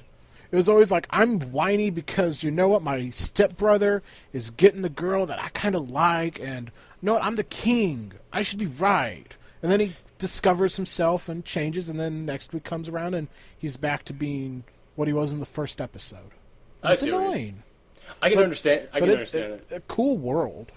It's a very cool world, and also, like, I can tell this is done by, like, the like half the people who used to work on Avatar: The Last Airbender went on to work on this, and you can really kind of tell the influences. And yeah, I did not dig. You know, yeah, they do kind of have Lino go back to being get reset every now and again, but they do still do a lot of really cool things. Did you see the episode? I don't know if you watched up to this point, but it was in the second season where they find out Tigra's like origin. Holy like crap! I was just like, oh, that is really. Oh, I feel bad for Tigra now. He was going to have togetherness, good. And then they took it away. That is such a good episode.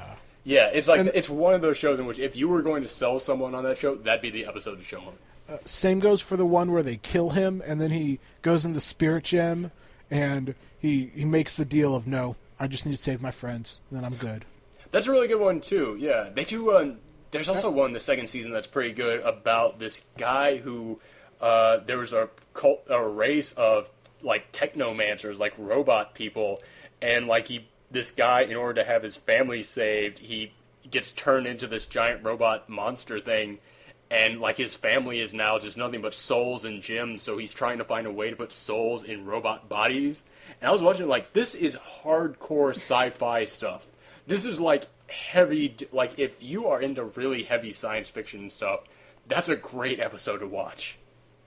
Yeah, I love the end of the first season where Kevin Michael Richardson as Panthro is pushing Gru into the portal, and he's like, whatever it takes, and gets his arms chopped off just to kill him. That was another one of those moments when I was like, this is in a kid's cartoon. And I was like, they just totally did that.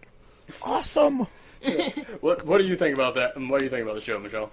I like it. I mean, it's been a long time since I've seen the original Thundercats, but I really do like this reboot, and also Snarf is not as annoying, so that's also a plus. Yeah, when we were watching the first episode, you actually went, they actually made Snarf cute. He's a Pokemon. It's perfect. He is a Pokemon. Let's go into Tron Legacy, which I'll admit, I've tried watching, and there's just something about the character designs that it's hard for me to like get past. Yeah, so I haven't watched much of it. Yeah, but same thing with the animation. I mean, like at some points it was like very fluid, and then like other points it's like they forgot the in between animation, so it was like really jerky. Yeah, so we haven't actually seen much of it, but you have. So yeah, you go ahead and tell us, like, because we can't judge the story or anything like that. Yeah. But so because we've only seen so little. But yeah, tell us your take on it. It's okay. It's kind of like all the Tron movies in that they're kind of cyberpunk-like, but they don't really go full cyberpunk. And this one, they're kind of like doing a superhero show, but not quite. And the main reason I'm watching is because I think it looks good. Mm-hmm. But yeah, they totally drop frames of animation on characters sometimes. But the action works well. Mm-hmm. Lance Hendricks... I now need to go watch all the stuff he's done because of that voice. Oh. And yeah. He was I found out he was the lieutenant in Corps, and I was like, oh, he needed to speak more because of that voice. And they have a lot of big name people for an animated show, and then the story just isn't really grabbing me. I want more to it, and it's just not there yet. Yeah, but I've noticed that with so many shows these days, they build, so many shows now play for the long game. So like with Green Lantern, if I had been judging that on like an episode-to-episode basis, I easily would have dropped it. But because I was like, know what? They might be playing for the long game, and turned out they absolutely were. So, yeah, Tron Legacy, that seems like a show that, with the world they've created, they could be doing the same thing. Yeah, the most recent one was probably their second strongest. I think the preview episode that was supposed to be like 30 micro episodes is the best. But this one, it's good. Oh, cool. They just need to find the right balance that like Avatar had of character, fight scene. And stakes. Because, like, right now it's like, I'm back. I wasn't programmed for this. I shouldn't do this. Yet in the first episode, or episode 0, he was like, no, we gotta fight for our rights. And so self-sure, and then he's not. And it's annoying. Alright, let's move on to the last of the Disney XD ones, Motor City. By the creator of Megas XLR, one of my favorite shows of all time. Motor City, it's one of those shows in which I would give the style of it and the animation an A. I'd give, like, the story a C, except that I'd give, like, the stories and characters a C, except in, like, the last 3 episodes, it has started to get better. I have started to enjoy it more. I think it was ever since they introduced this character of the Duke of Detroit, has kind of added an element to it that I've been enjoying more. Yeah, it's like the first couple of episodes, you're basically trying to get to know the characters, like, and their situation, but you pretty much already know what it is just from the intro, and it's kind of cliche at first, I will admit, but, you know, then like you said, you get introduced to these other characters, like the Duke of Detroit, the Vendetta guy, the, Kiara, the plant people, the mutant who got mutated from the pollution and everything, and it's like, ooh, I know for a fact that these characters are going to show up again, and I want to know how they fit into the plot line and everything, and what they're going to do, and how they're going to develop, and so on. So, yeah, even though the story did take a while to develop it, I still think it's a very good show, especially the animation. I and the character designers. I'm just really in love with it. It is, and like there's so many characters that they play for laughs. Like there's this character of Texas, or there's this other character who is like the second in command of the evil guy, but he's like this total dumbass. And both those characters I really can't stand because they go too far with it. But like with the Duke of Detroit, I watched that and it was like, this character, they actually got the right balance of really wacky and crazy character, but not to an annoying point. Like, they got the combination right, and ever since then, the second-in-command dumb guy has not been seen, and Texas has dialed back his stupidity, so it is almost like they learned their lesson. It's become less Texasified. But yeah. But yeah, have you happened to see the show? I've seen the previews for it now because of Tron, and I thought it looked kind of stupid, but I'll give it a look. It's one of those in which I would be hard to recommend, give a full recommendation to for anything other than the animation at this point. But like I said, it is getting better. So it's one of those in which by the end of the season, I might fully recommend it to people. It's like I'm happy to watch it. Each week I am now happy to watch it because it is getting better. So I am looking forward to what happens with it. But now let's go into, we've only got 2 more things to talk about, and these are like the more adult cartoons. Futurama, which came back with its season premiere. We already talked about this a little bit. You feel it's gone on too long. We thought it was going on too long, but now has gotten better on Comedy Central. I'm really digging that with Comedy Central. They're letting them do more of just like, because it's written by total nerds. I own the DVDs and I've listened to the commentary. It's written by absolute nerds. Like, they might as well be rolling D20 dice while doing the director commentaries. And Comedy Central seems to let them go, you know what, you know that science shit, go ahead, do what you want, we're not going to interfere. And I feel it's working for them for the most part. They do some episodes where they go too far, like the episode where they all switch genders, which was like, I don't know, that didn't jive with me. But most of the episodes I do still really enjoy.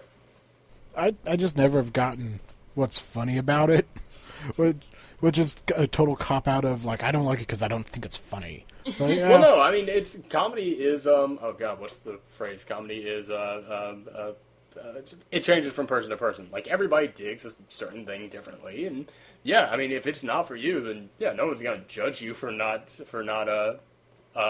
finding something funny. Yeah, like that and Family Guy are just two shows I'm just like, yeah, not for me. Exactly. I do like Futurama. I don't like Family Guy. Not anymore. It's just... Let's go into our final one, which is Fox's big animation domination block of Simpsons, Family Guy, Cleveland Show, if that still exists, don't know, and American Dad. I've almost completely stopped watching any of those shows. Simpsons, like I said, it got to such a dark place for me where, like, this is painful to watch. And then one day I was bored, and I went, you know what, I'm just going to see how bad this still is, and go on Hulu and have it on in the background. And I was actually laughing pretty thoroughly at, like, it's not nearly as good as it used to be. It's not even close. But it's now I don't feel bad anymore. It's now like, alright, it's fine now. Family Guy, I absolutely loved when it began, and then I don't know what happened when it came back from the break. It got popular on Adult Swim, and I think that just warped everyone's expectations. I think it warped everyone's expectations, but also most of the people who used to write for that show left during their cancellation break to go and work for American Dad. So I've mentioned it before on the show. There's a condition in television known as the inmates running the asylum, and it totally happened with The Simpsons, where all the original writers leave, and all of, like, the second generation writers leave. And now the new writers they bring in are just people who grew up as fans of it, and now they just write fan fiction. They just write the jokes that they enjoy. And because of that, it just doesn't really make sense anymore. And I think that after they came back from their cancellation, they were just like, they just got all the people who so badly wanted Family Guy to come back, to come on and write. But also, Seth MacFarlane is one of those guys who, when you give him power, he kind of turns into a douchebag and just says, you know, yes, I'm just going to do whatever I want. And he's like, no, you got to put a story in there too, man. That is also an element of television. And I was watching him on Bill Maher's show, and they asked him, do you smoke pot when you make Family Guy? And he said, yeah, we occasionally toke up in the writer's room. And I just think to that. And then I think to Adventure Time and Regular Show, where they were asked how much pot you smoke. He said, none, because we have a show to put out. And it's like, that kind of shows the attitude Seth MacFarlane takes with Family Guy. It's that he just doesn't care. And he just wants to make the jokes he wants to make and just do the shows he wants to do. He doesn't really care about getting something out there anymore, it seems.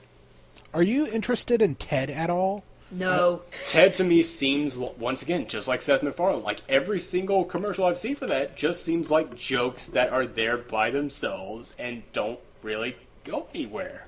But that could just be the way they're trying to sell it. For all I know, there is some kind of a story there. I thought the Red Band trailer was really kind of funny, but it just doesn't look like something I'd pay to see in theaters. I know, when it comes on Netflix Instant Queue, which I can guarantee you it will, I will gladly watch it and see what I think of it then. I'm not paying to see it in theaters. Although I will admit, in that Red Band trailer, when Marky Mark starts doing the list-off of all the hillbilly girl names, I'll admit I laughed at that. I can't laugh at that part. But once again, that's a Seth MacFarlane joke. That has nothing to do with anything. It is just a random joke you're throwing in there to be mean-spirited to people with those names. I just feel like the only reason why Seth MacFarlane wanted to make a movie was so he can get away with all the even more stuff that he couldn't get away with on TV, and that's why it has like an R rating. In fact, I'm surprised it doesn't have like an NC-17 rating. That's a very good point. Because seeing as how Seth MacFarlane actually made a Family Guy episode where Lois gets an abortion and like all this other, and he does so much other crazy shit on that show. Just thinking about the fact that he is now being given the ability to do whatever he wants with no restrictions, it really kind of worries me about Ted, because, like, dude, no one man should have all that power. As the great Kanye West once said, who is a man in and of himself has been given too much power. It's a Kanye West song. It was playing all throughout the trailers for Limitless, if that brings back any memories. That song goes with everything. If Giant Bomb hasn't Giant Bomb has proven it goes with everything. Everything. Let's see, what other shows on there? The Cleveland Show. Cleveland Show was just a mildly toned down Family Guy, and meh. No one cares about Cleveland Show. Yeah.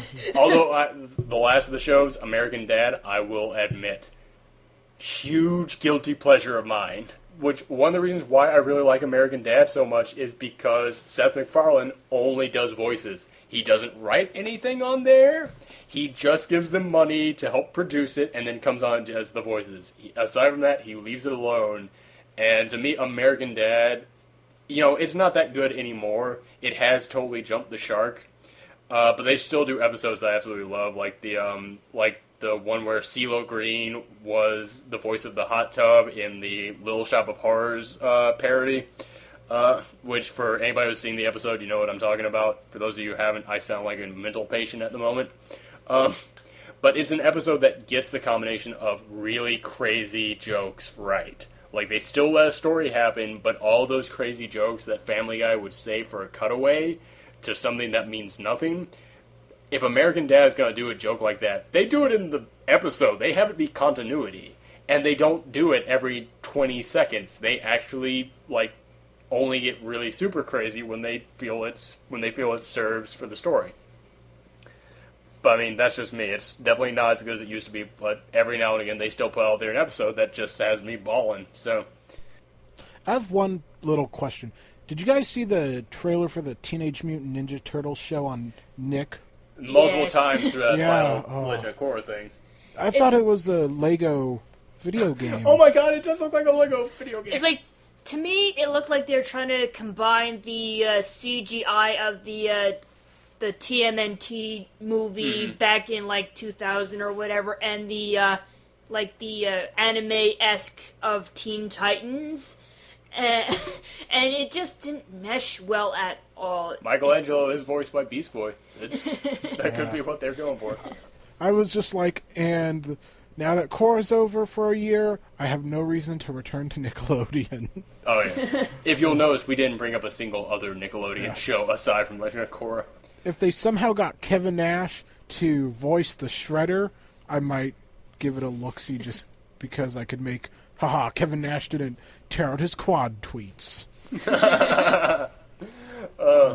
Well, yeah, that's our rundown of animated shows on right now. And man, I'm a horrible host because I kept thinking in my head, okay, this will only take an hour, and then we'll move on to the list of Screened Pups' favorite movies. We are 1 minute away from hour 3. Let's do the countdown. If you guys are still up for it, like I said, we will just start it and go as long as we feel like we can, if you guys feel like it. I have nothing better to do. Alright. We might have to stop eventually because we're on the other side of the country. Yeah, you're on the East Coast. It's 11. It's about midnight. Which we're told night owls, but our neighbors might not be. So we may have to stop soon. But yeah, we will start this thing and see how far we can go. Once again, let me just give everybody the rundown of what the Screen Pups favorite movie countdown list is. I put out there a forum on not on Giant Bomb, that would be stupid, on Screen. We're not even part of the family anymore, come on. Those sellouts. We kind of just say this about the Giant Bomb leaving thing and the splitting the company up thing. They left so they could go back to the company that fired them. I am just a different kind of person than they are, because to me, if I got fired from a company and then I went off and created my own thing and my own thing became successful and I was in charge of it, and then that company that fired me came back to me and said, hey man, we really like what you did. We want you to be part of the family again. I would tell them to go fuck themselves. And just say, no, I'm my own thing now, and you guys fired me when I was out there and in need of work. Nah, I understand the reasoning for it. I just hope Burma Braun doesn't fuck this up. Yeah. Like, they bought the engine that Whiskey built, which is, to me, has for the longest time been the thing that I've been interested in for, the Whiskey Media family, is, the engine they use to build the sites. Because if you can build easy social tools cheaply, it's money. Lots of money. And then we haven't heard anything from them for 3 months. That's the thing. Stacey Wee, I have sent her a note, and she replied back quickly, and was very polite. She is a very nice person. She's clearly taking notice of people. Stacey Wee, if you listen to this, I am begging you, just put up a tiny little video saying, hey, here's our plans. We will be so satisfied with that. We don't give a shit if you just record yourself with the camera on your phone. We would be happy with that. Yeah, because I've been like, where's your Twitter handles? I have to stalk you on the internet so I can decide if you're cool. Yes, exactly. I get it if they don't like Twitter. Being Web 2.0 world, I don't see how you cannot be on Twitter. I used to talk so much shit about Twitter, then I got on there, and 2 months I had 400 tweets. I'm on 10,000 by now. Oh, and it's getting worse because the UFC has a card every week. Yeah. But yeah, Stacey Wee, just a little tiny video of you saying, hey, here's the plans, here's the current condition. We don't care how bad the video quality is. We don't care if it's only 2 minutes. Yeah. I just want to know that it's not a robot, because I got the same answer from all of them, just like, dude, what if you're just the same person running 3 accounts? Internet. I just made some hand motions of the wavy kind. And judging by and seeing as how she uses as her avatar on the page the robot from Babylon 5. Yeah, I'm like, Cylon, it's a sign. Yeah.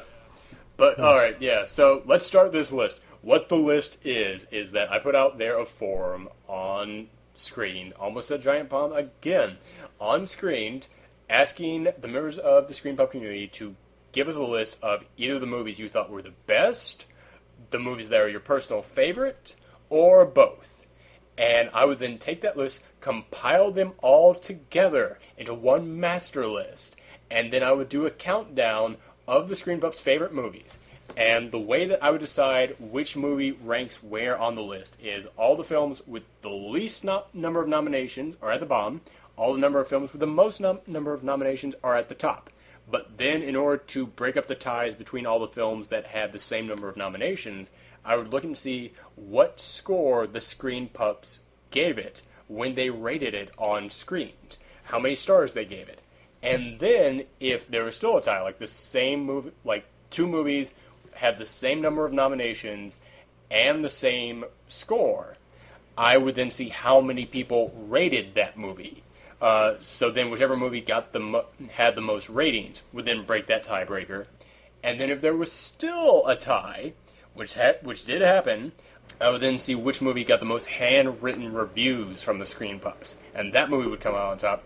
And then, if there was even still a tiebreaker then, which did happen, I just gave up because there's no other way of rating it on Screen, and I just saw what the Rotten Tomatoes score was, and went with that.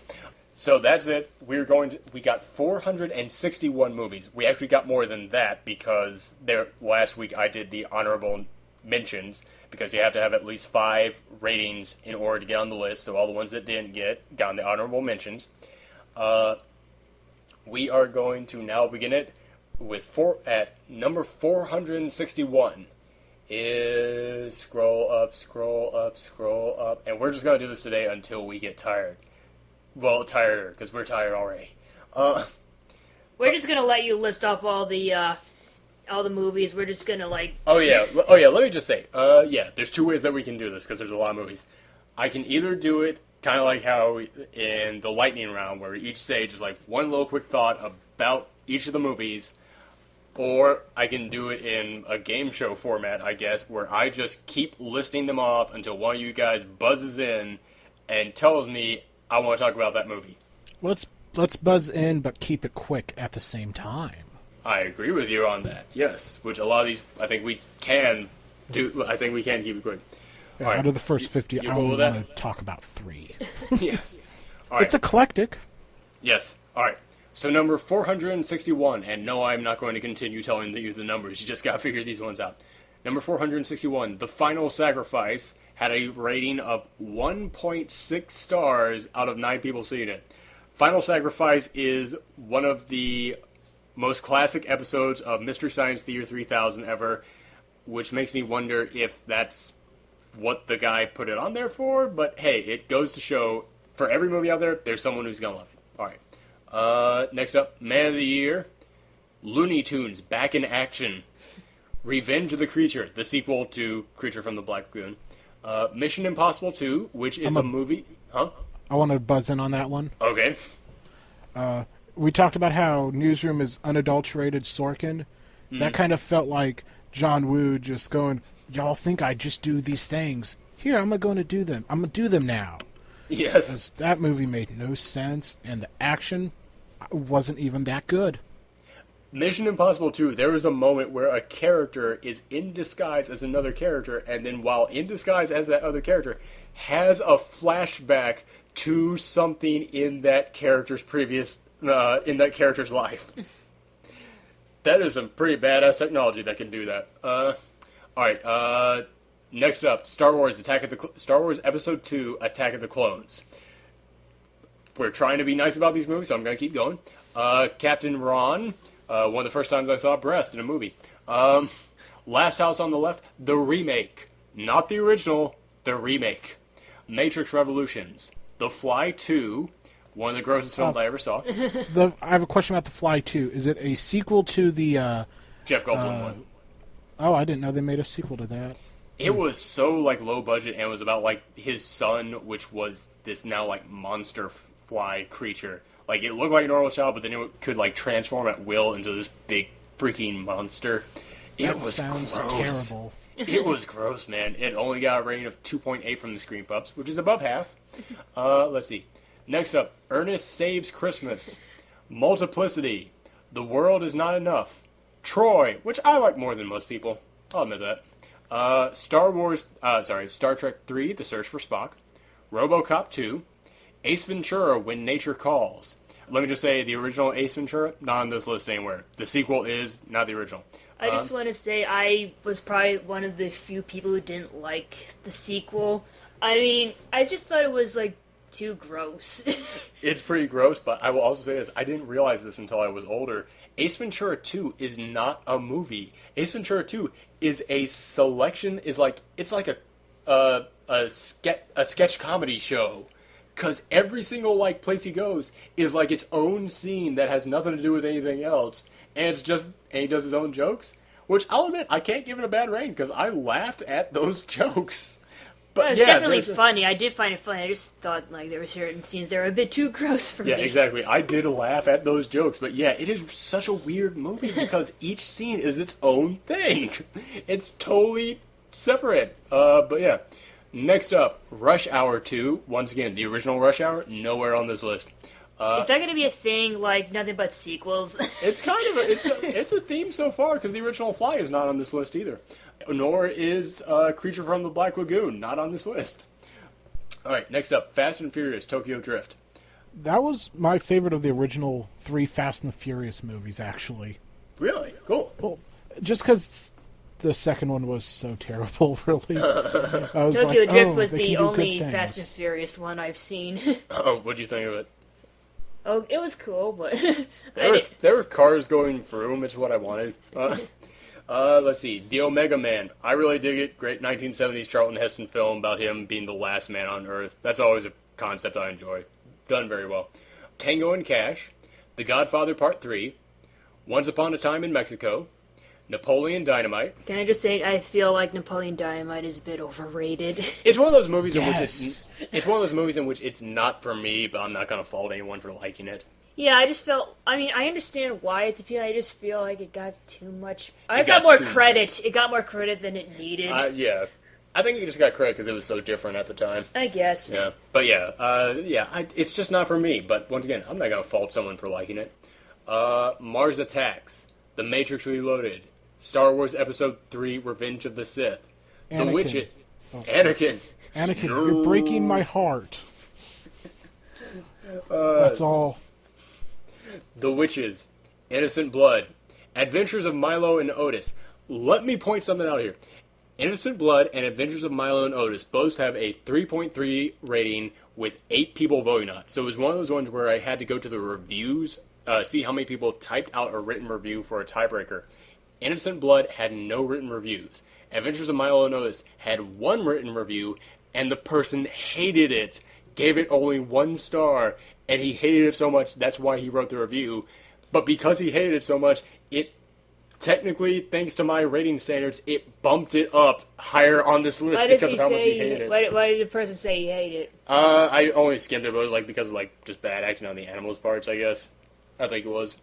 I would figured it was because of shit tons of animal abuse, but oh yeah, yeah. You were telling me that is a film that is terrible for its animal rights abuses. Yes, I didn't realize when I was little. I was like, oh, the little kitty is playing with a bear. And then and then I'm always like, holy shit, what the fuck?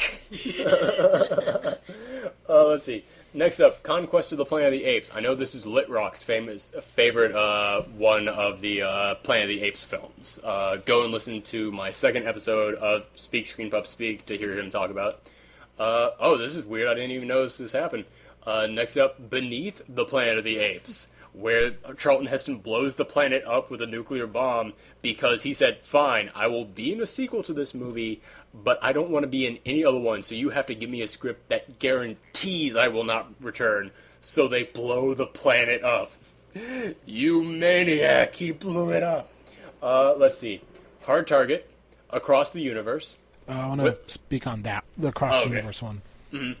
It just cemented my disinterest and overall thought that the Beatles are overrated as a band. I just wanted to say that. All right. Yeah. I'm going to distance myself on that one. I just want to bring on the hate. Just, give me some internet hate. I was going to say, we are going to give our Twitter handles at the end of this. You sure you want that? Let's see. Okay. Next up, Willow. Bill and Ted's Bogus Journey. Which, by the way, Bill and Ted's Excellent Adventure actually is on this list. So this is one of those sequels where the original is on the list. Top Gun. The Mask. Predators, the sequel to Predator. You know what? I like Predators. I will say that. I do like that. I think that is a pretty badass sequel. The one with Adrian Brody? Oh, I thought you meant the sequel to original Predators. No. Yeah, that's Predator 2, the one where... he goes to New York or something. Oh, no, it was L.A. He goes to L.A. and Danny Glover, as a cop, is being hunted by him. Which is an alright one. But no, Predators is the one with where Adrian Brody, who should not be an action hero, turns out to be a badass action hero, and it's basically the worst criminals and worst killers on the planet Earth are teleported to a predator hunting game world to be hunted by multiple different predators. It's a pretty badass film, and Topher Grace is really good in it. I will say that. And Walton Goggins. That dude's got a crazy forehead, and he's unjustified. Let's see. Last Tango in Paris. The Igor Sanction. You Only Live Twice. Idiocracy. Idiocracy has the scariest opening of any movie I have ever seen. I will say that. It basically says that evolution used to ensure that the strongest and smartest would survive, but thanks to our technology, now the stupidest have the most children, and the smartest are the ones who only have 1 or 2 kids. And basically it's about a man who goes into the future and sees the whole world is full of dumbasses. It's not meant to be a horror film. It's kind of a horror film. Wayne's World 2. Alright. School of Rock, which I liked way more than I thought I would. After that, I started hating Jack Black. Really? Was it because of that movie, or...? No, I liked him in that movie, and then he started being in everything. Okay, I will... in the commercials, in the movies, everywhere. Okay, yeah, okay. That I'll agree with. Yeah. It was... He jumped the shark after School of Rock. School of Rock was bam, and then he went too far. Where was I? Sleepy Hollow. Blade Tim Burton 2. one? Huh? Yeah, the Tim Burton one. Oh, good movie. It actually is pretty good, yeah. Blade 2, which has a badass fight scene. It has one of my favorite badass fight scenes in there, with great music from the Chemical Brothers. Elvira, Mistress of the Dark. The Towering Inferno. I love those 80s celebrity-filled disaster films. I'll say that. Super Cop. Fright Night. Is it the... Yeah, the original. Okay. Which you love, yeah. Yes. Do you want to just go to the first 100 on the list and then stop? Because we're at like... We're actually at number 51. Yeah, you're right. We could go to the first 100. All right. Fright Night. Let's see. Kung Pao, Enter the Fist. Moulin Rouge, Rocky 3. Rocky 3, I love the original Rocky. The rest of the movies I'm not so fond of. Rocky Balboa actually is a great way for that film franchise to go out.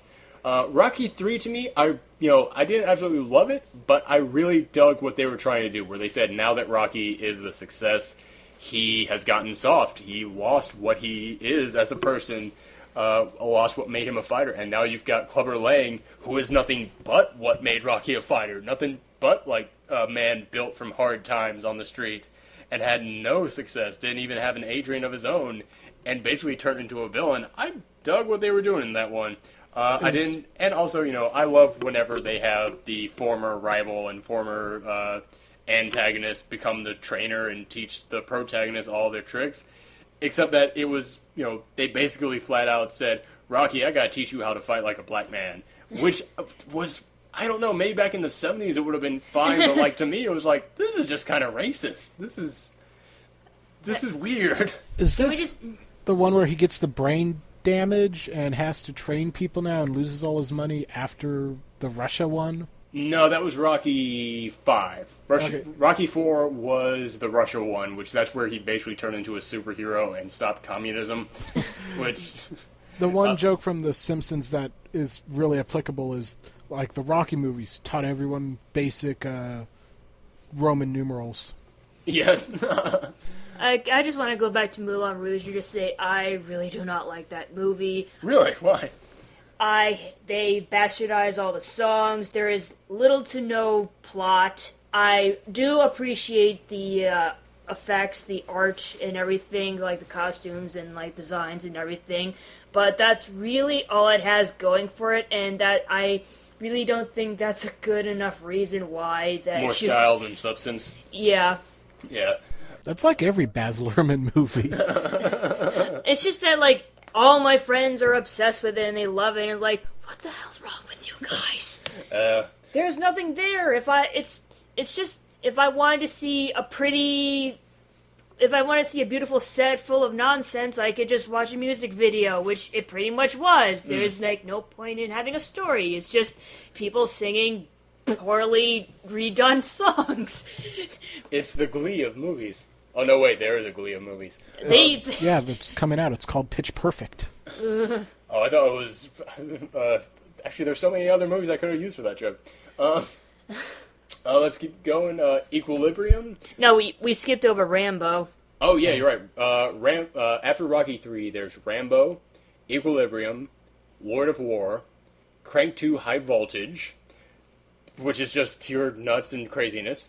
Batman Returns. I want to do a cheap plug. Okay.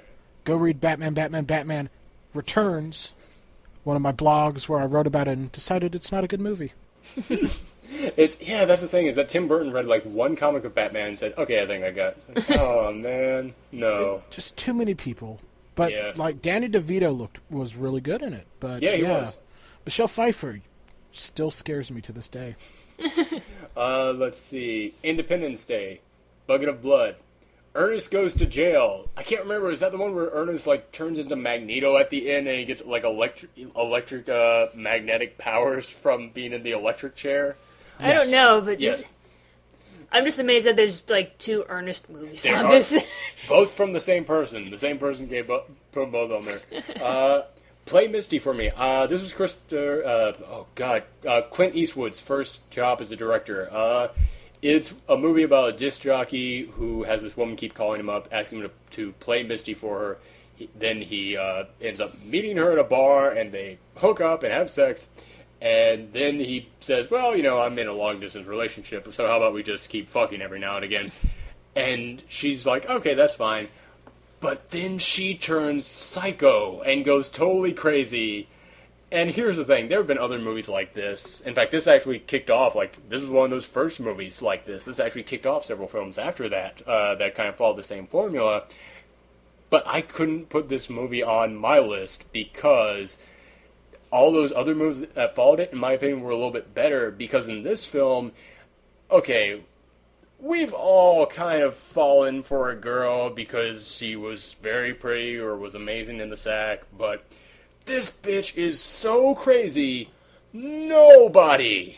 nobody would stick around with her. She shows up to a meeting he has with this old woman who's the head of a television program. I'm sorry, of this radio station. And he even tells her that's what I'm going to do. And she just shows up at the meeting and goes, "Is this your whore?" And after that, he's still like, "All right, let's just maybe take a break from each other. No! Change your name, move to a new state, and burn your old house down.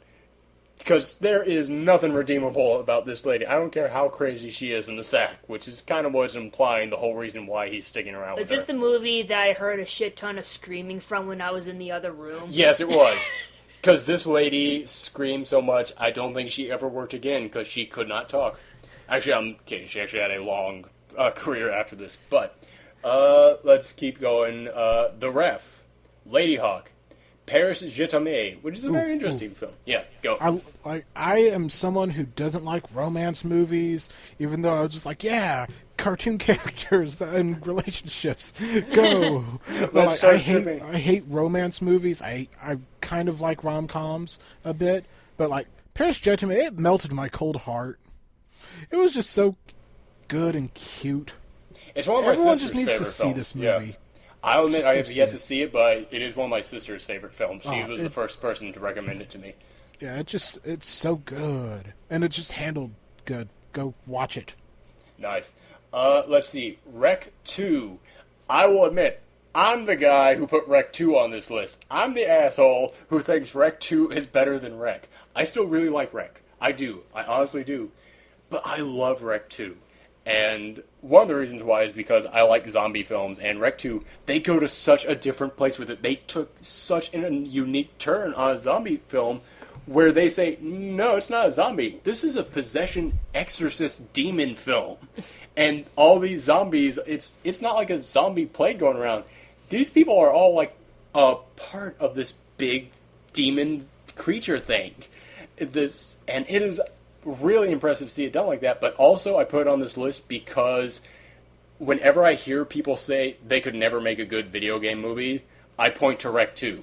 Because if Rec 2 had been called Resident Evil, and it was taking place in a mansion rather than an apartment building, no one would have batted an eye. No one would have said, hey, that's not Resident Evil. It is totally Resident Evil. And they do so many video game tropes. Like, there's a moment where they're reading diaries of this old scientist, and he says, I discovered this new breed of the creature. It's a child, and it exists, and I'm keeping it up here. And then they go up there, and they find it. That is exactly how in every video game they have ever introduced a new villain. You read about it, you find it. And then, there's so many other video game tropes. Like, at the very end, they have to find a secret door by using a first-person camera puzzle.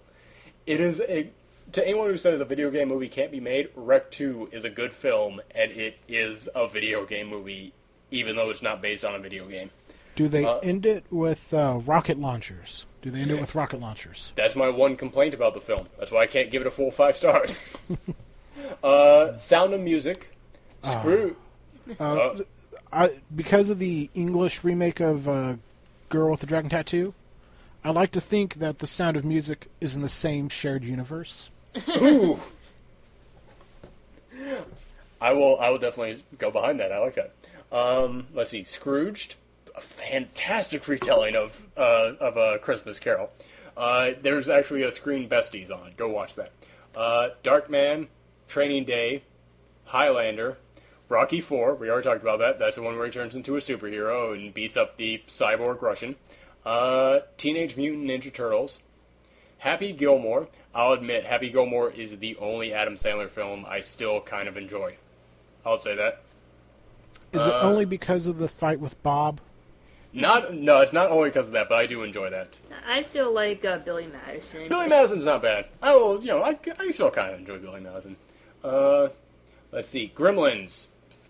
Great, creepy Christmas movie. Spaceballs. Hellboy 2. Cloverfield. I'm the guy who put Cloverfield on there. I'll admit, I love the hell out of Cloverfield. Except for the fact that twice in the movie theater I had to give and leave because of motion sickness.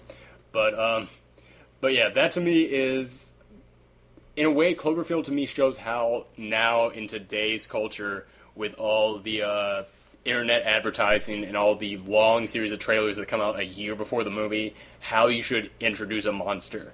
Because I'm tired of movies where they still try and hide the monster to the end, because we have advertisements that hide the monster a year before the movie comes out. We've already done our little, like, what's it look like time. We've already paid that due. In Cloverfield, they slowly build what the monster looks like until eventually you in your mind have fully assembled it. And then, like, halfway through, they introduce you to what the monster totally looks like.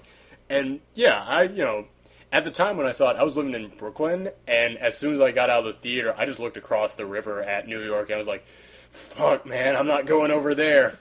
And now I'm here. Next up, Juno. Michael Cera peaked with Juno. That's a fair argument. I can't agree or disagree, because I can totally see your point. But also, so many people now hate Juno just because, what's her name? Diablo Cody has kind of become an annoying caricature of herself. Not her writing. I really dug Young Adult. I really dug Young Adult, but I think that so many people just think of Diablo Cody the person and kind of get annoyed at her, and because of that, people have kind of taken their anger out on Juno. Juno is still a good film. The Incredible Hulk. I was in the theater when I saw that, and there were like 5 different applause breaks at the end fight. That was a good summer knockaround movie. I enjoyed it.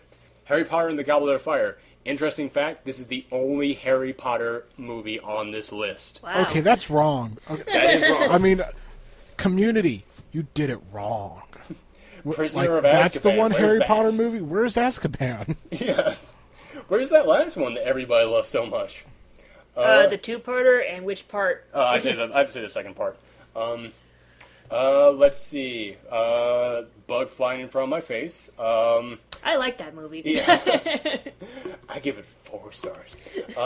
Let's see. Next on the list, 61 with an asterisk. Great baseball film. The Informer, Jason and the Argonauts, Westworld, which not a lot of people have seen, but everyone has seen parodies of this film. It's about a futuristic theme park where it's divided into different worlds. One of the worlds is Westworld, where it's a Western-themed world, obviously. And there's a cowboy and there's a sheriff that patrols this old west town that's a robot, but the robot starts to go crazy and starts killing off the tourist. So anytime that you've ever seen like a robot